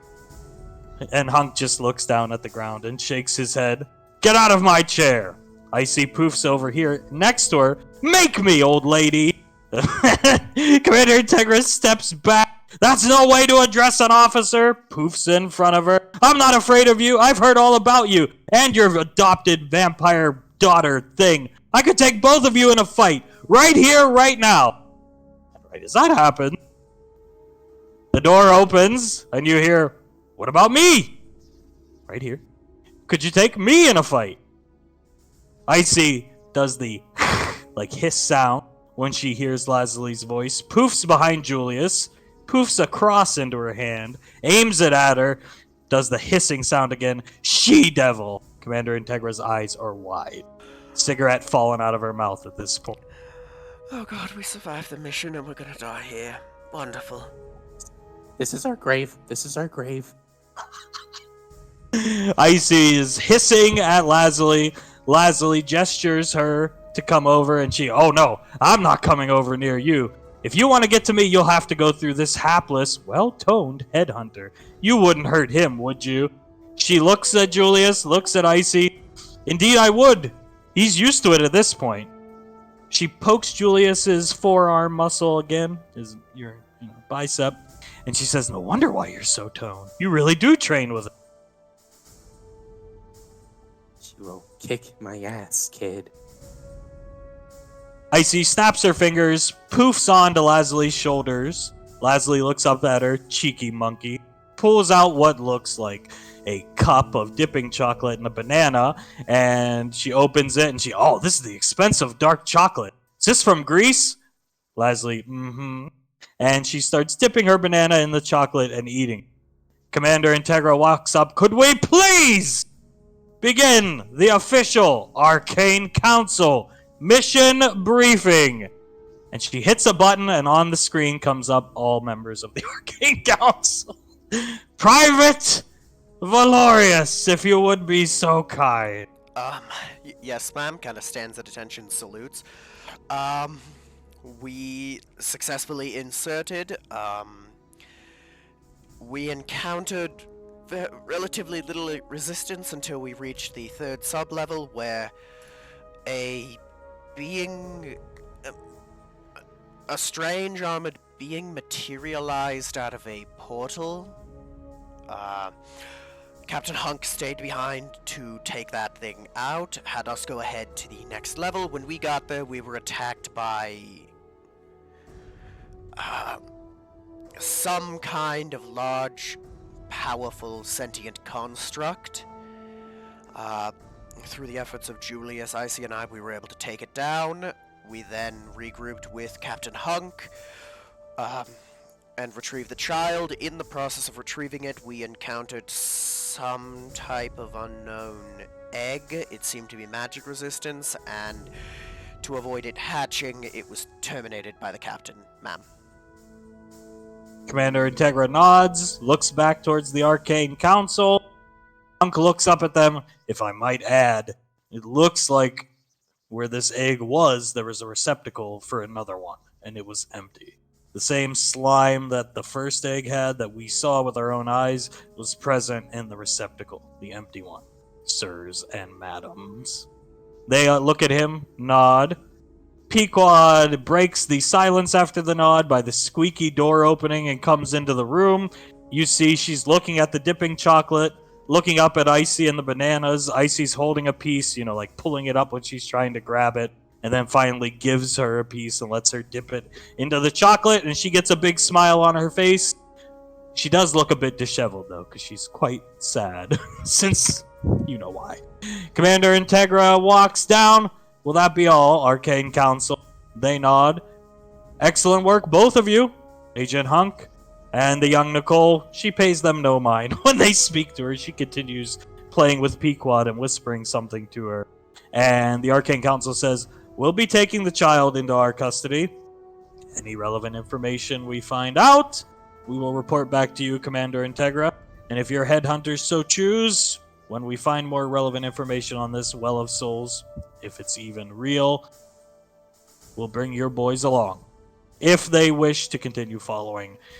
They started it, it's up to them if they want to finish it. They wait for your response. Nothing would give me greater pleasure, sirs and madam. Hunk speaks up. Oh, go ahead. In a lot less of a formal manner. Yeah, sure. Hunk speaks up. I'd like to note their exemplary performances, sirs and madam. They nod. Included in your full debriefing report to us, Hunk. We'll be done. And they go off the screen. Commander Integra is looking confused at Icy, just perplexed by this strange teenage individual. Hunk still holding the child. Lets out a huge sigh. Oh, God. We're alive, that's what matters. Hunk looks at you. Unfortunately, I am, yes. Again, been there. Icy speaks up, so can we go out to dinner or something? Anywhere besides this cold loser base. Loser, not lonely. Loser base. Commander Integra, I'll have you know I'm quite proud of Raven Rock, thank you.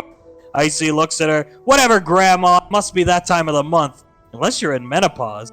Commander Integra slams her foot down. Her boot steps back. I'm appalled by this one, Hunk. And Hunk just shakes his head. We have to return the child, then we can go out to In-N-Out Burger? Sure, I'll take you there. We can go there. And Leslie says, come on. Before they leave the room, Julius, Ash, report for training tomorrow at 0700. Yes, ma'am. Julius salutes her like an actual salute.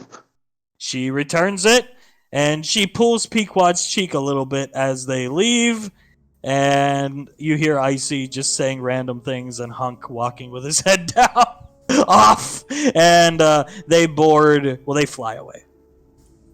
They can fly. Leslie can fly them away, so they fly away. Dear gods. I've been physically beat up worse than a mission, but my god, was that mentally draining. Commander Integra walks down, looks at Pequod. Feeling better, are you, Raptor Bait? Pequod, hair disheveled, eyes still a little puffy. I guess. Commander Integra steps up. You won't be grounded anymore. It was just for this mission. Though, I would assume any mission involving the Council, they won't want you flying your boys around. Anyway, boys, rest up. Sounds like you have some big training ahead of you tomorrow. Dismissed, and excellent work. Thank you, ma'am. He's gonna walk over and kind of hug Pequod's head. I'm never gonna take you for granted again, clan leader. And then go start walking away. She smiles. She looks at Julius. So what was it like having somebody else fly you? Terrible. He's gonna hug her. Was it an actual person? No, it's just was it an actual person? No, the ship was on autopilot. Yep. No, it was just on autopilot.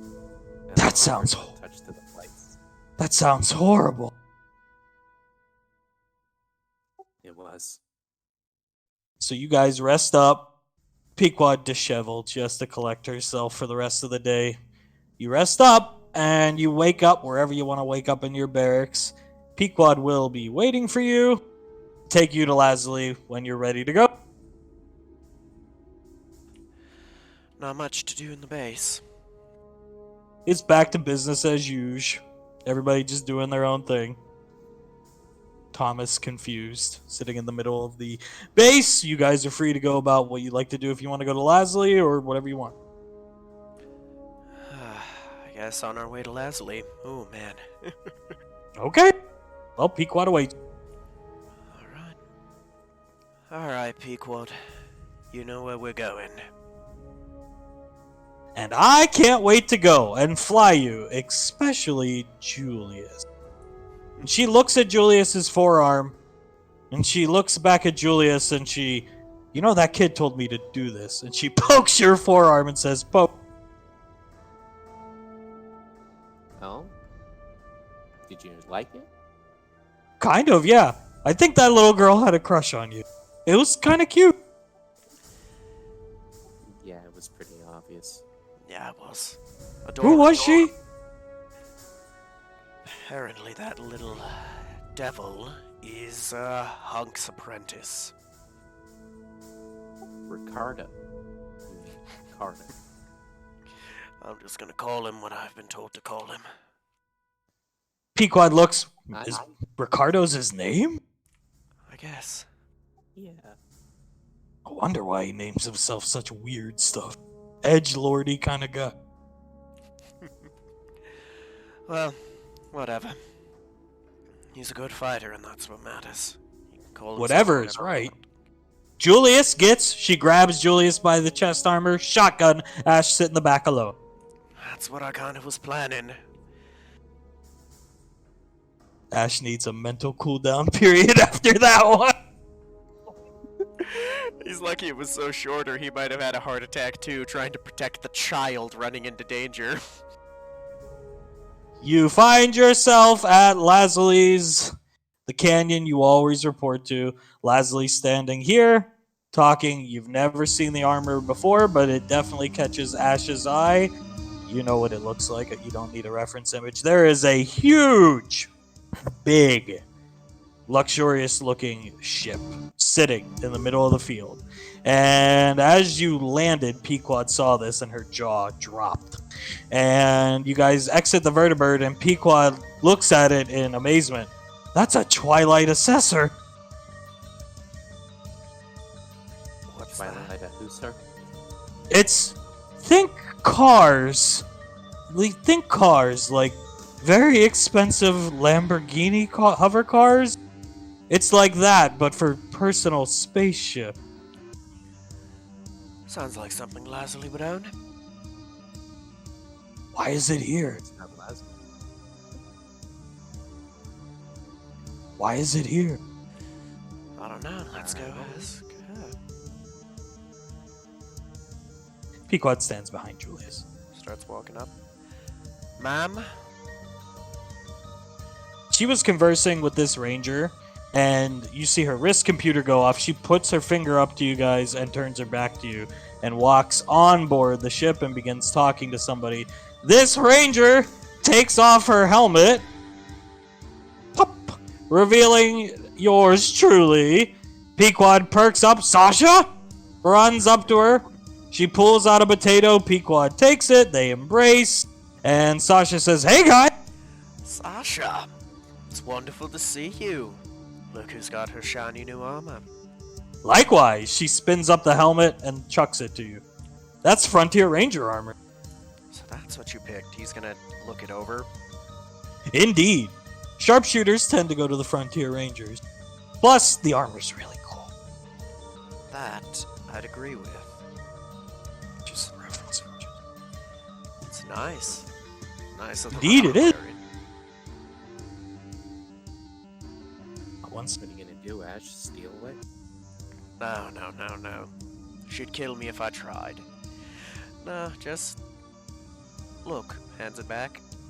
she takes it, clips it to her waist, her belt, and says, "I'm really glad I got invited here for this, though I don't really know why I'm here, but the timing was serendipitous." She's going through a pouch on her back. "I got you guys gifts. considering the fact the only reason I have this armor, and my status as a ranger now thanks to you.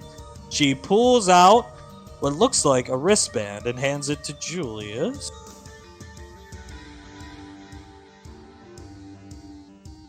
In Fire and Ash. It has to make contact with your skin. The Ranger General said it would be the perfect gift for a fighter, as long as it makes contact with your skin, and it's red. Oh, thank you, Sasha. And Ash, I didn't forget about you.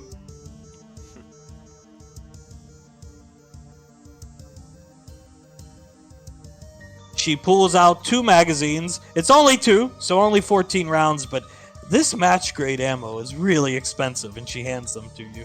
That'll work for your 45. Thank you.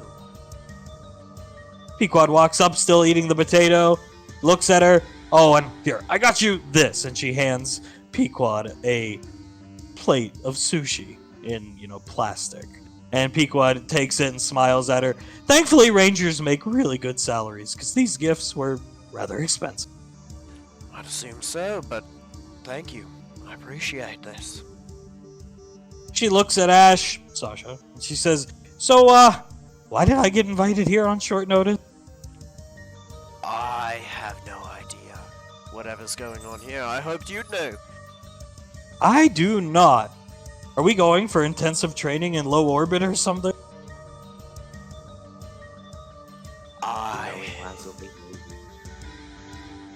Yeah.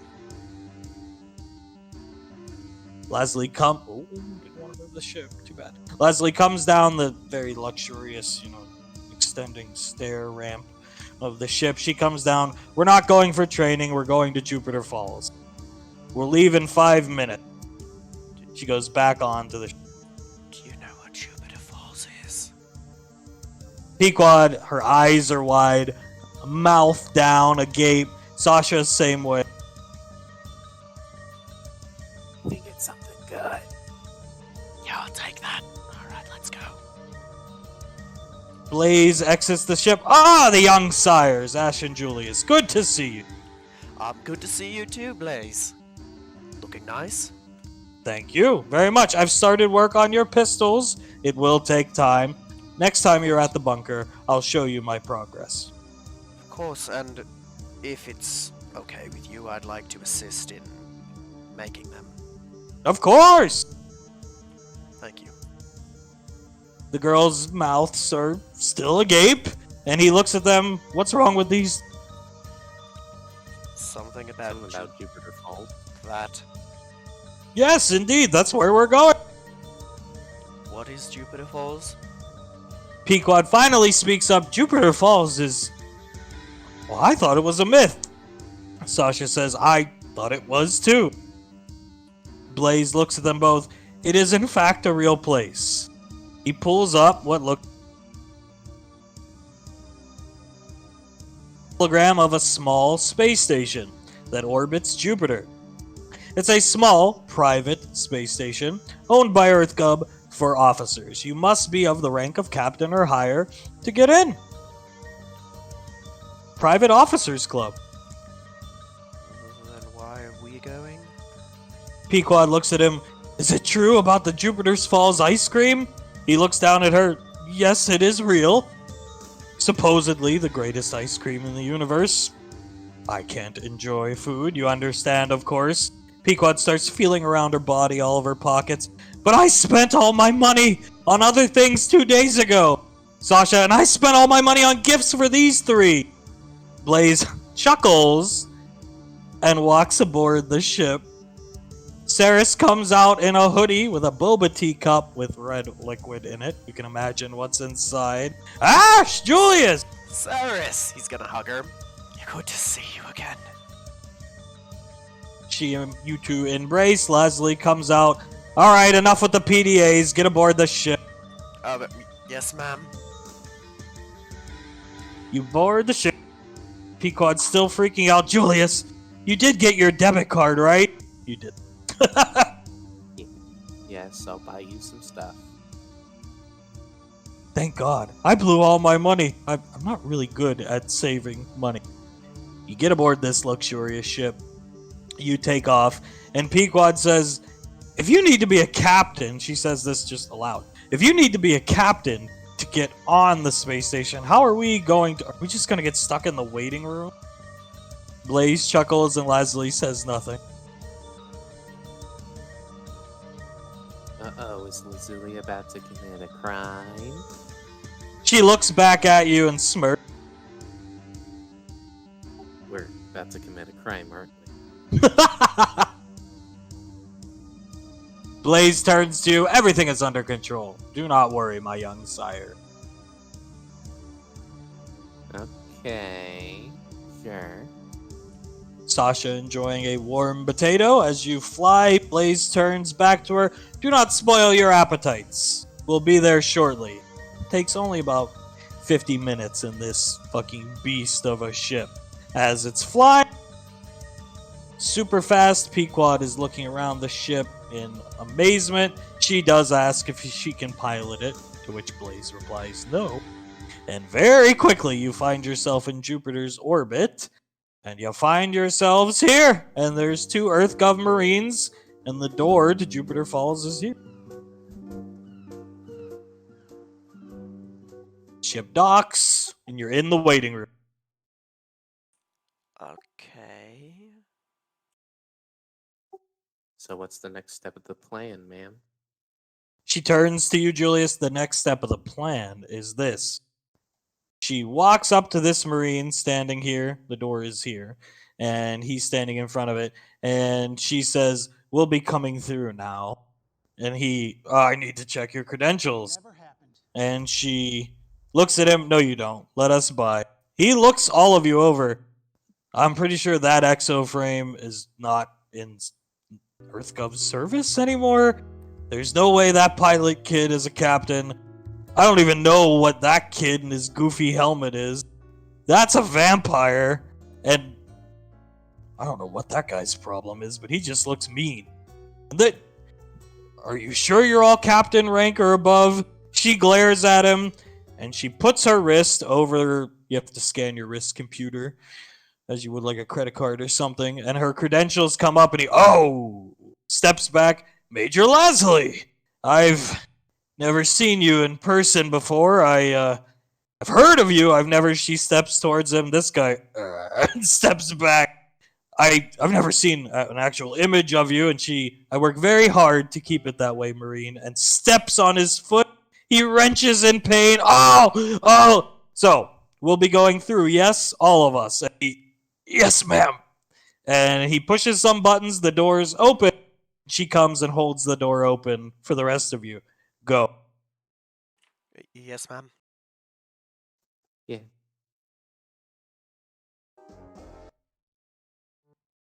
Oh, as it's described, it's just a small luxury club for officers in EarthGov, captain and above. There's not a lot of traffic here at this hour of the day. And as you're walking through, Leslie's explaining, she points here. There is a vendor in there. She says, if you're into boring EarthGov memorabilia, rare stuff like action figures, stuff like that, you can probably find it in that private store. She points here. You see a chef inside. Anything you want to eat can probably be cooked for you in there. As you're walking with her. And Pequod, what about the ice cream? And Jupiter Falls ice cream is there. And there's a strange Kenku mix-looking creature making ice cream. But before we get the festivities underway, we're meeting somebody here. You walk up. I'll reveal the other tokens on board.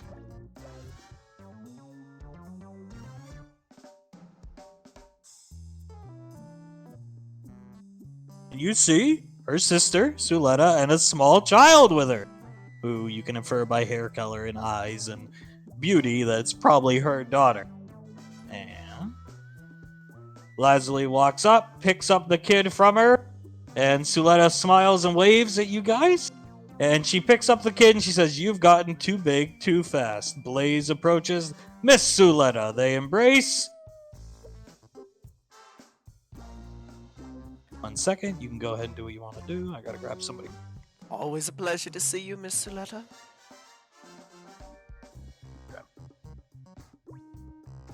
Yes, it has. Aye. Grab that.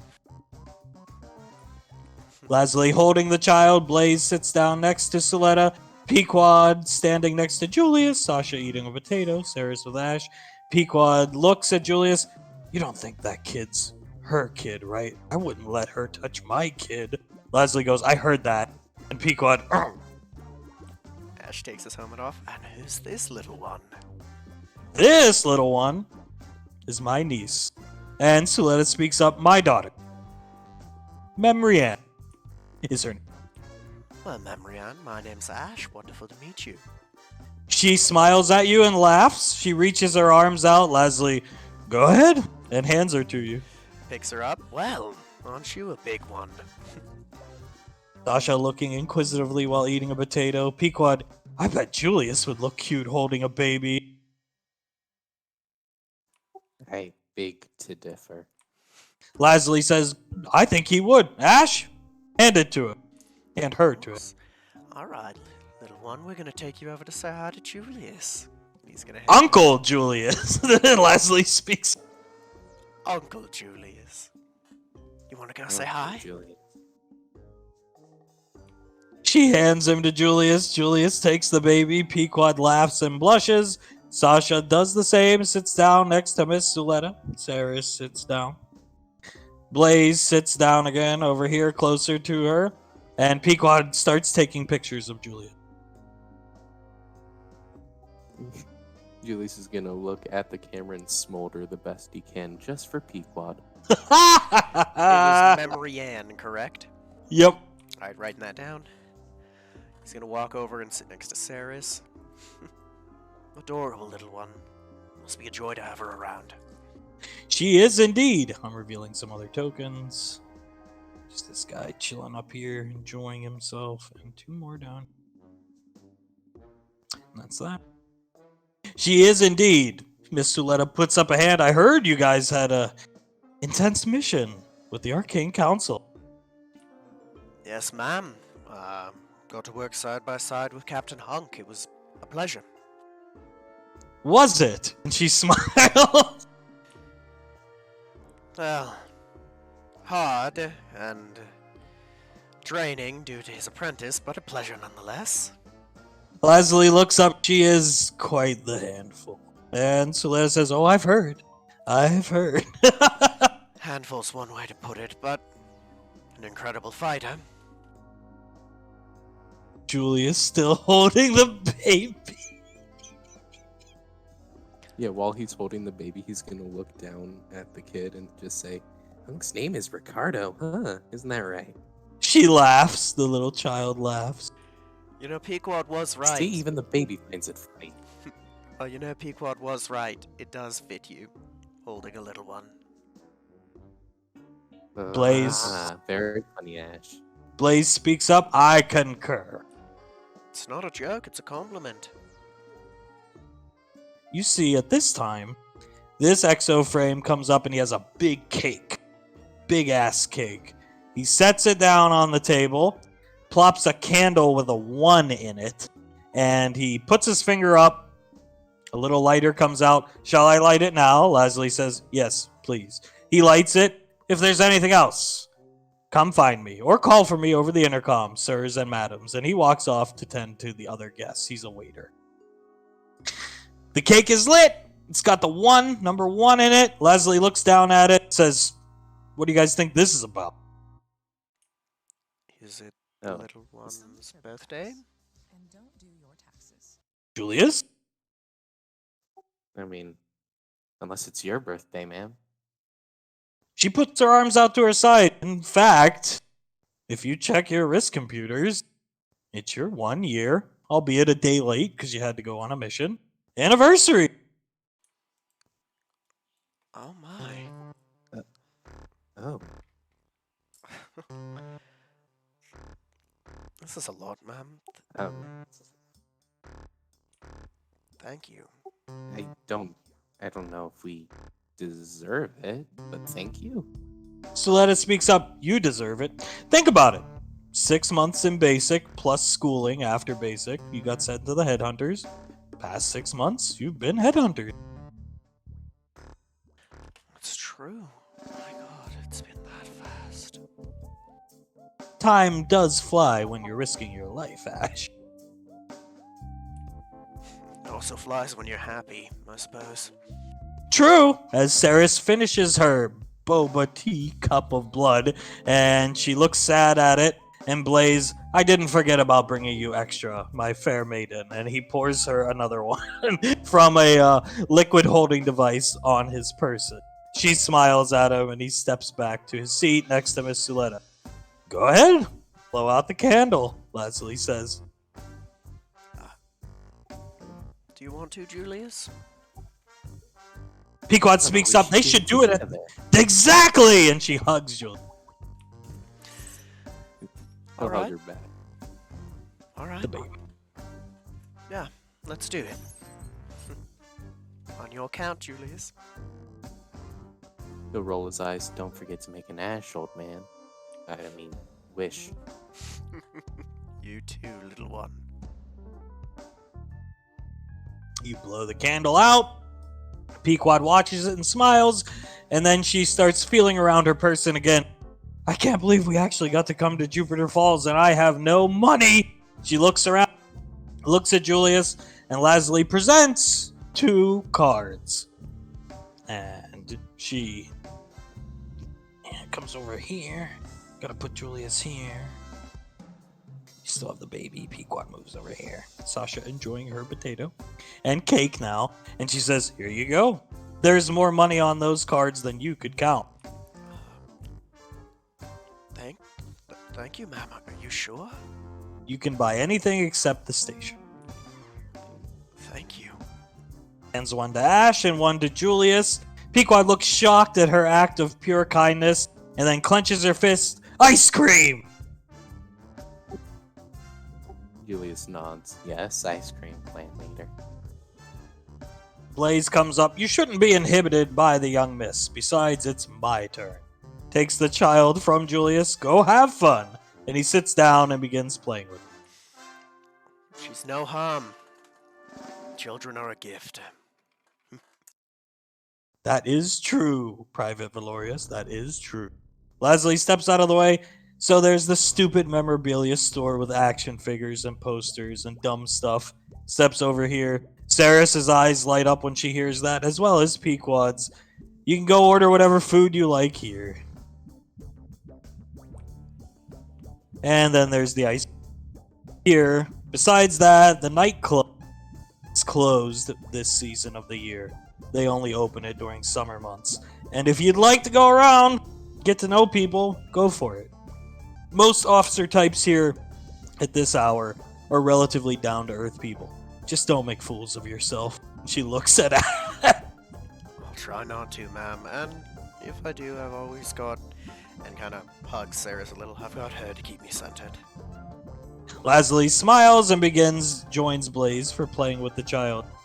Sasha digs into the cake. Go have fun! As she's shoving cake into her mouth. Well, what do you want to do, Ceres? I can't really eat food, but what I do have is a nice collection of EarthGov memorabilia. Then I say we hit the shop first. Let's go! Aye. So as you're walking by, this would be your first introduction to a Spartan. There's a big-ass guy in big armor. It's actually a female, excuse me. But big armor, and there's an attractive blonde woman with her. And they're talking amongst themselves. You see them. What kind of armor is that? That's Mark 5B combat armor. That's a Spartan, Ash. I've read about them, but never actually seen a picture. That's something else. A lot of Rangers end up becoming Spartans. And most Spartans train with Leslie. Good starting point, if any. You make your way in to the memorabilia shop. There's just your standard, no consciousness, just an exo frame tending the shop. And Ceres begins going around, and would you look at this? General Rico Trooper action figure, back when he was a trooper before he was a Marauder, and a General Rico Marauder pilot model kit, and a Leslie model. Well,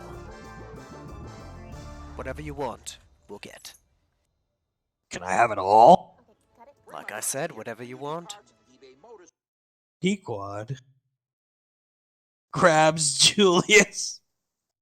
Tries to grab Sasha, but she is too busy gorging on the cake and drags him into the memorabilia shop too. Julius, maybe someday you'll have an action figure. I highly doubt that. My whole thing doesn't exactly scream action figure. Did you say Lazuli action figure? She pushes her way through to look at one, and they're old, covered in dust, but yeah. I wouldn't say that, Julius. You can have, like this, little attachments for the Eldritch Blast and the Key Blasts. Oh, wait. Maybe you'll have one for one of your 15,000 guns you somehow have. I only have 3. For now. 3 too many. Better to be prepared than not have anything, eh? Eh. Ceres has an armful of memorabilia. Alright, Do you think you can pick up the Lazuli? You mind if I steal this one from you, Ceres? Sure, there's plenty. well, Alright. is there anything else you want, Ceres? Look at this, a Vertibird model kit. Pequod picks it up. And a mobile suit model kit. Wing mobile suit. Never heard of this one before. She picks it up. Look at this one way in the back. She reaches in the back. Tall geese too? And she hands it to Ash inquisitively. Well, I think I'll be grabbing that. This thing looks like it suits you, Ash. Stoic, boring, and old. She throws up her hand and walks with the memorabilia she grabbed over to the counter. I love you too, Pequod. Anything else you want, my dear? Oh, Ceres has arms full. She's got everything she wants. Alright, let's get to the counter. Yeah, the robot comes up. What can I do for you today? Pequod gestures towards Julius. Swipe the card. Yeah, we just want to buy a couple things. Would you like Set them it up. gift wrapped? He looks at Pequod. Do you want a gift, darling? No. No, we're good, thank you. Takes Lazuli's card. Swipes it. Cha-ching! That'll be 750 credits. Pequod looks down at the boxes of models. These are expensive. Wow, 750, huh? It's more than I make in a week. Okay, yes, that'll be good. I guess captains make really good salary as you guys walk out. Let's get you checked out. Oh, he comes up to this guy, scans all the stuff. That'll be 8,000 credits, please. Alright. Hands in the card. He swipes it. Have a good day! Unless you want these gift wraps. Sarah says nope and walks out with them. Would you like a box to carry them in? And she just keeps walking with them. I'll take the box, please. He hands you one. Have a good day, sir. Thank you, sir. Walks up. Do you want me to carry some of those for you?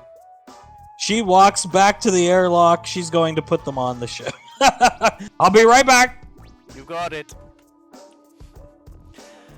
Well, I think I'm gonna go talk to some people for a bit.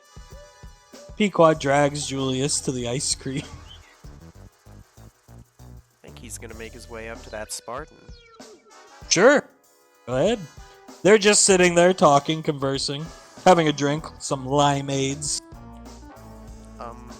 Hello there, ma'am. Spartan looks up at you, Gunganir armor from Reach style. Looks up. How you doing? Who are you? What are you doing here? Well, my name is Asharion Valorius. I'm here as part of, Miss Lazuli, Lazuli's group. Oh, nice. Yeah. No wonder why they let you on board. It's kind of chuckle. Well, I'm surprised myself, ma'am. I never seen a Spartan in person before, ma'am. I wanted to meet you. Never seen one? Never. Who are you with? What division? Headhunters, ma'am. Oh, that explains it. Not off Earth very often, are you? No, ma'am. Once, I believe? The blonde, attractive woman looking at you blankly, that would explain the shoulder. Your shoulder armor, your trophy. What is that from? That is from a Drake, ma'am. Drake, the Spartan perks up. What kind of Drake? I believe it was a hull breaker. Oh, what? You fought one on Earth. Yes, ma'am. Well, it must have went well for you since you're still standing. I'd like to say that it did, ma'am. It was a hard fight, but a rewarding one. Both taps the thing materially and physically, I suppose you'd say. You're training under Lazuli? Yes, ma'am. Oh. Well, she never brought any of her students here before. Must be doing well for yourself. I'd like to say so, although after training with her, it doesn't feel like it. The Spartan taps something on her wrist computer and you see like the halo shields flare up. Check this out. Oh my, what is that? Ballistic and energy shielding. That is incredible. You could dump all the ammunition you have on that armor into this shield. You wouldn't crack it. Pretty nifty. Lets the shield down. It's more than nifty, it's incredible. Beats the hell out of magic, I'd say that. Oh, the blonde woman speaks up. Both have their place. I suppose I never had much of an aptitude for magic myself, ma'am. Just a gunslinger, are you? Notices your two pistols. Yes, ma'am. Gunslinger, ballistic weaponry's always been my specialty, although I can handle myself in hand-to-hand combat if need be. Most headhunters can. The Spartan looks at you. You want to see something else neat? Yes, ma'am. We're not really supposed to do this, but fires a grappling hook a la Halo Infinite, and it sticks into the wall behind you, and the Spartan pulls herself along. The blonde woman with her laugh, so the Spartan looks at you. He's just kind of amazed, laughingly. That is incredible. I'd had plans for something like that, but nowhere near as elegant. Oh, Molineer armor has a lot of tricks up its sleeve. Sits back down. I'd say that's an understatement, ma'am. That's incredible. Now, she was drinking some limeade with her friend here, so her helmet's off. She flips you her helmet. Put it on. Check out the HUD. It'll be a lot better than that standard issue crap you have. Alright, ma'am. He's gonna put it on. Now, inside, it's making the classic Halo shield drain sound because it's not on her, so it's assuming the shielding power is drained. But oh yeah, all the bells and whistles, vital statistic readings, longitude, latitude, weather, you name it. Dear Lord. He takes it off again. If I had all of that, it'd be overwhelming, but helpful. Dear Lord. You get used to it. I'd assume so. That's... well... I'd assume nothing but the best for those who can survive training under the Major. Indeed, it was hell. And the Spartan looks down at her limeade and chuckles. You can say that again, but... could be a lot worse. True. Very true. Well, it was a pleasure to meet you, Private. What was your name again? Valorius. Asharion Valorius, ma'am. Valorius. She extends her hand, as does the other one. He shakes both their hands. Have a good day when they turn and go back to their conversation. You too, thank you. In the ice cream parlor, Pequod points to all the ice cream. The little Kenku looks at her. What will you be having? One of everything. And the Kenku, on one cone? Yes. Nobody's ever ordered something like that before. I'll try. And the Kenku makes a big, gigantic cone of ice cream and hands it to her, and it falls all over the floor onto Julius's boots and legs and chest and so on. And Pequod looks distraught.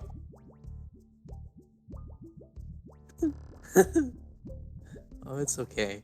I'll buy you another one. The Kenku looks at the ground. I'll have the servo robot come clean that up. Don't worry. How about we just get you a gigantic bowl? One of everything, and that will... Yes! Pequod responds. Yes. He puts all the scoops in a bowl. Anything for you, young man?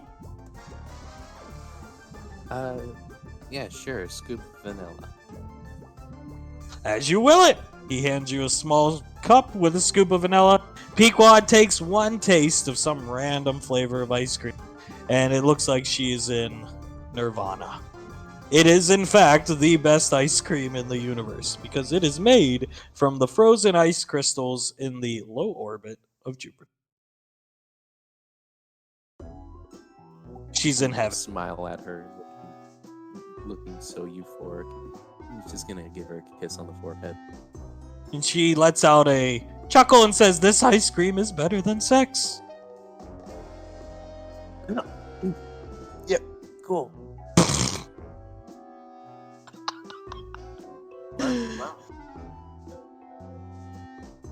Over here, there's this guy who's been following, not so well, following you guys, but Julius and Pequod have been in the stores. His eyes have been following Ash around, and he gestures over towards that. Alright, comes up. Yes, sir?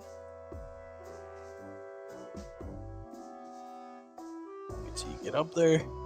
As he gestures towards you, the ranger he was talking to, they finish their conversation. He walks away, so he goes about his business. He's leaving the station for now.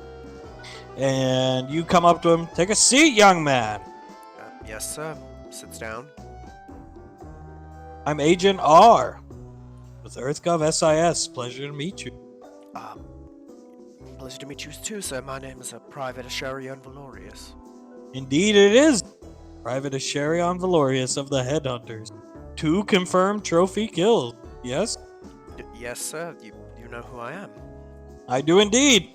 I heard you had an encounter with space hunters. Is that correct, as you would call them?" Yes, sir. I got this from that. Points to the mandible. Well, he doesn't have his helmet. I got a trophy from one of them. "Fascinating. I read the report. I've seen the combat footage, but I prefer to talk to the individual one-on-one. Would you care to elaborate on your experience with those individuals?" Certainly, sir. Where to begin? We got a radio tower went down. Or a deep space relay, that's what it was. Went down. We were sent to investigate. On the way there, everybody up to the tower had been slaughtered, including a group of EarthGov troopers. When we got in to the relay itself, there was just... how do I put it? It was as if there were traps laid for us. There was noises trying to separate me and my partner, and I was baited outside against the thing by what sounded like our pilot in distress. In the ensuing battle, the thing was immensely strong.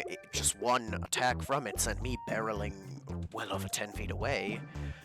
It had a wide arsenal of weaponry, incredibly advanced, nothing I've ever seen even from EarthGov. A razor-sharp disc that seemed to have a mind of its own, large spear that exploded after being thrown, just with some sort of stealth, and it was able to mimic speech. It was incredible. After we were about to bring it down, more of them came up, stopped us from doing so, and then killed it. I don't know why, but they did. "Strange." Saris has rejoined you at this point. Who's this guy, Ash? Cyrus, this is, it was Agent R, was it, sir? That's correct, yes. Agent R of SIS, Cyrus. He was asking me about the fight with the Space Hunter a few weeks ago. Oh, those things. Yeah, it was something else. That thing. It's only because Julius and I were together that we survived. I don't think either of us could have taken that thing one-on-one. I would agree. They've been with us for a long, long time, Private. Are they all like that thing? Most reports we have indicate quite different from the one you encountered. They seem to be, as you would call them, hunters. That one, the one you killed, you fought, you saw killed, seemed to kill indiscriminately. Civilians, soldiers alike. Most reports we have on these creatures, they only kill armed subjects. Worthy, if you will. Well, that would track because our pilot threatened one of the ones that killed it and took its corpse away with her pistol, and it took the pistol, laughed at her, and left her alive. He chuckles. I did see that, and I will say that was the best part of your combat recorded footage. He continues to chuckle. It was funny, sir, although in the moment it was quite terrifying not knowing what would happen. He takes a sip of his whiskey. Well, you survived an encounter with an EBE. Do you know what EBE stands for? No, I don't believe I do, sir. Extraterrestrial Biological Entity. Oh, an alien.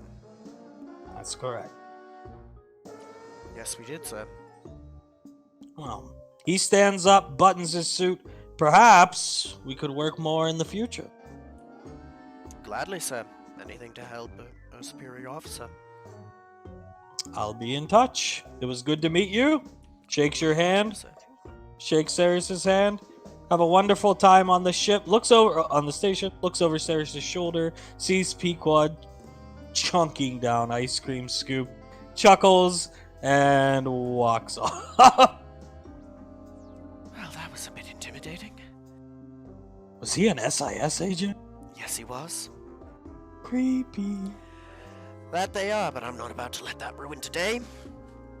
I've heard rumors SIS has a division that's all about EBEs, Ash. 'Cause that's what EarthGov is afraid the most of. Aliens attacking in forest. He's like Man in Black. Makes sense. The last time that happened was really bad for us. Quad comes up, right out. Man in Black? Who? That guy? And she points at him as he's walking away. He's gone now. He's like, here. Yes, Pequod, he was an SIS agent. Did he know about our fight with the space hunters? Julius can come up too. Yes, he did. That's what he was asking me about. And did he know I won the fight? Yes, Pequod, he did. Good. As she continues eating the ice cream. I wonder. You really can't eat anything other than blood, right, Cyrus? That's correct. Wish I could get you something from there. Oh!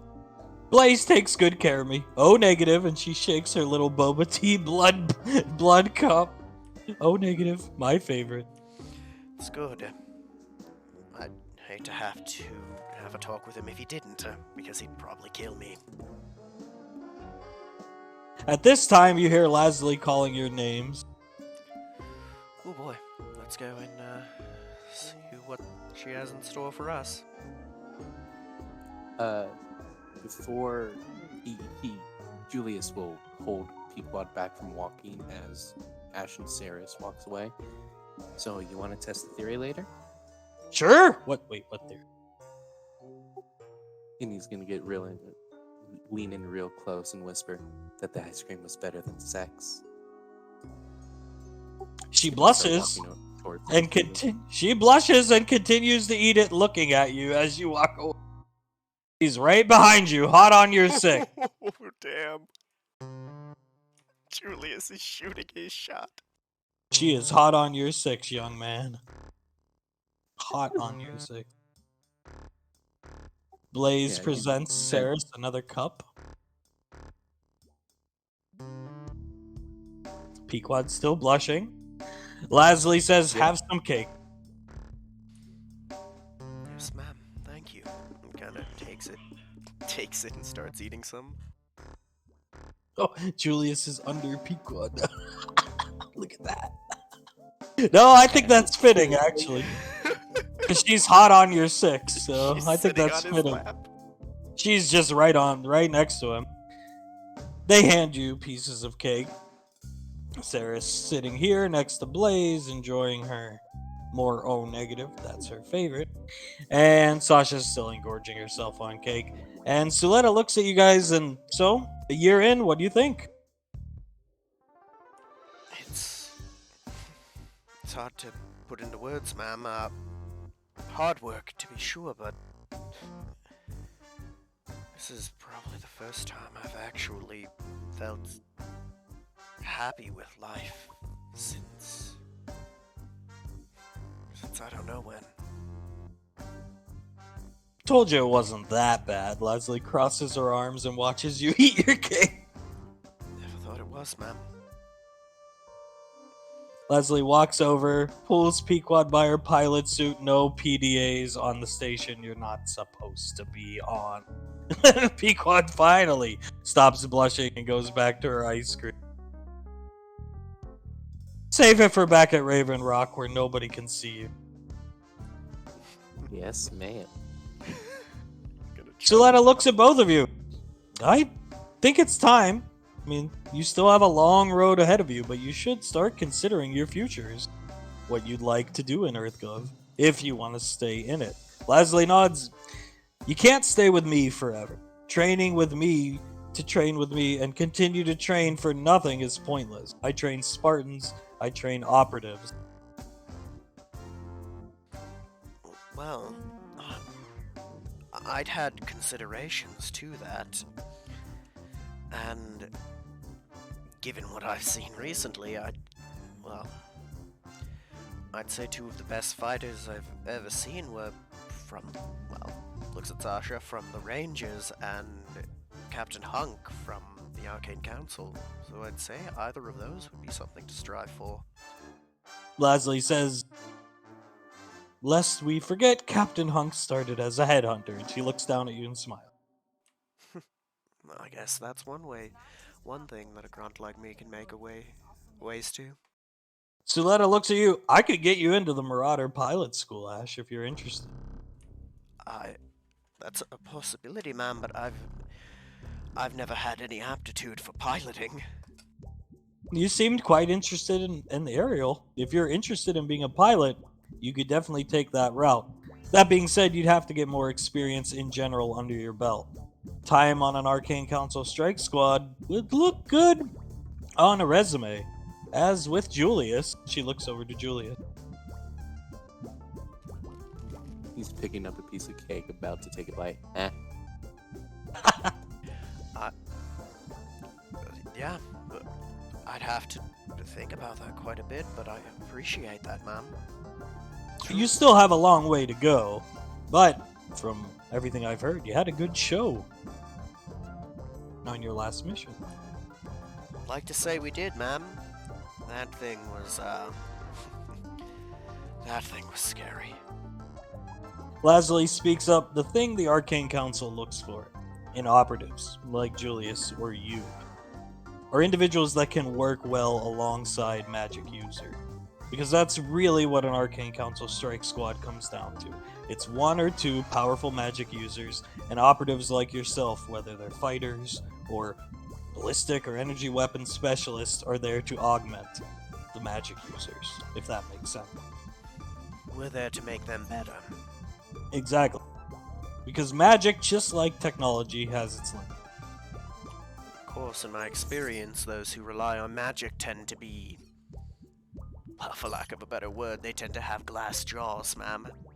Sit in the back and living artillery, for lack of a better description. First time ever, Leslie gives you the same mother's parental embrace she's given to Julius and puts her arm around you. I know I've trained you well now. Thank you, Mom. I don't know. Maybe it's the way I grew up, but I've always thought it takes more of a man to stand and fight, be it with fists and blades, or kind of points to his gun, pistols or shotguns or whatever. It takes more of a man to do that than to sit back and throw fire from the back lines. Leslie says, I couldn't agree more. With a huge smile on her face as Suletta laughs, and Pequod is now holding the baby. Looking at Julie. Later, Pequod, later.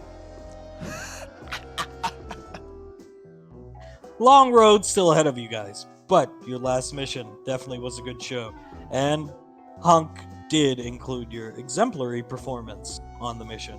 He was quite truthful, and to be honest, he didn't have to be generous at all. He was having a rough go of it from everything we heard, and were not for your presence, I think it might not have been as a successful endeavor as it was.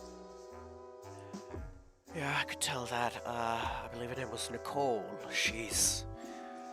Oh boy, she's something else. Leslie looks at you. If anybody can train her, it's him. Just take some time. They've only been together for a handful of months at this point.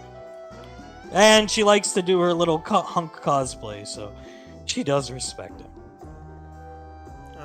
She's a bit immature, but I'm guessing that comes with age, because I swear she can't be a day over 17. She's, in fact, 1 month off her 17th birthday. So she's a child. Yes, a very, very immature child, as Leslie begins eating a piece of cake. Oh god, she's a child with the equivalent of a nuke strapped to her. He's in for hell. Quite a few nukes, actually, as Suletta speaks. Well, if anyone can do it, it'd be someone who trained under you, ma'am. Pequod says Ricardo. She's gonna chortle again. Everybody laughed. Leslie shakes her head. It wasn't me who gave him the nickname Mr. Death, or Hunk, or the Grim Reaper, or the Soul Survivor, whatever lame names he's come up with. I don't know, I quite like the name Ricardo, and she shrugs. I think it's cute. I don't know why he doesn't like it. Sounds good to me. It's not like it's Donalini or something dumb like that. Donna who? Don't know why. Vaguely remember some prick being named that when I was younger. Airship, as Pequod looks at you blank. Yes, airship. Airship. Pequod speaks up. Do you know why I got grounded? Why I couldn't fly them, Major? Leslie looks at her. Because you have a propensity to leave your ship and get in trouble. That's why. Pequod looks at her, shocked. The Arcane Council didn't want you getting involved. Imagine you going with them into the subterranean basement laboratory and the other girl they had to take care of. I think Ash might have died of a heart attack. She puts her hand on Ash's shoulder. Oh, dear lord. Yeah, possibly. I can't. Oh my goodness. Pequod, I'm gonna have to start giving you lessons with that thing. The Makarov? Yes. I'm gonna teach you how to really use that. She looks down at it's in her holster. She looks down at it. I did get a D- on shooting scores with handguns. Well, you want to be in frontline combat with it? I'm gonna turn you into the best sharpshooter in the fucking galaxy, alright? Works for me, but after. Maybe tomorrow, not when we get back today. Looks at you. Wouldn't dream of interrupting anything for today. Today's a day off. Today's a day to be happy. And eat cake, as Sasha has cake all over her mouth. She speaks up, swallows the cake. Like I said last time, Ash, you'd make a good ranger. I'd like that. Be a good thing. You to could have strive cool armor like this, and she shows you her helmet again. I could. You know? Yeah, I think I'm gonna strive for that. Suletta looks at you. Time on an Arcane Council strike squad would definitely bump you up the line to getting selected for Ranger training. And that'd be a next step to try and work towards. I think you started that path on your last mission. You didn't realize it. You didn't know the Arcane Council would be watching. At least you didn't know they'd send a dropship to get you, but that must mean they think rather highly of you. I'd say so, ma'am. To grab nobodies like us. I wouldn't say nobody's. Leslie puts her arm around your shoulder. Maybe so. Maybe I'm, too trained to think lightly of myself. You notice at this point Blaze is somehow watching combat footage back from the fight mission yesterday, and he's chuckling to himself at some of Ash's reactions. What happened? Ash kinda hears it and goes, yeah, oh boy. Kinda leans back. Kids are a blessing, but dear God, that girl is a devil. Leslie smirks at you. Oh, you'll see her again. Trust me. I have no doubt, ma'am. But, for now, it's time to sit with friends and celebrate. And on that note, we'll conclude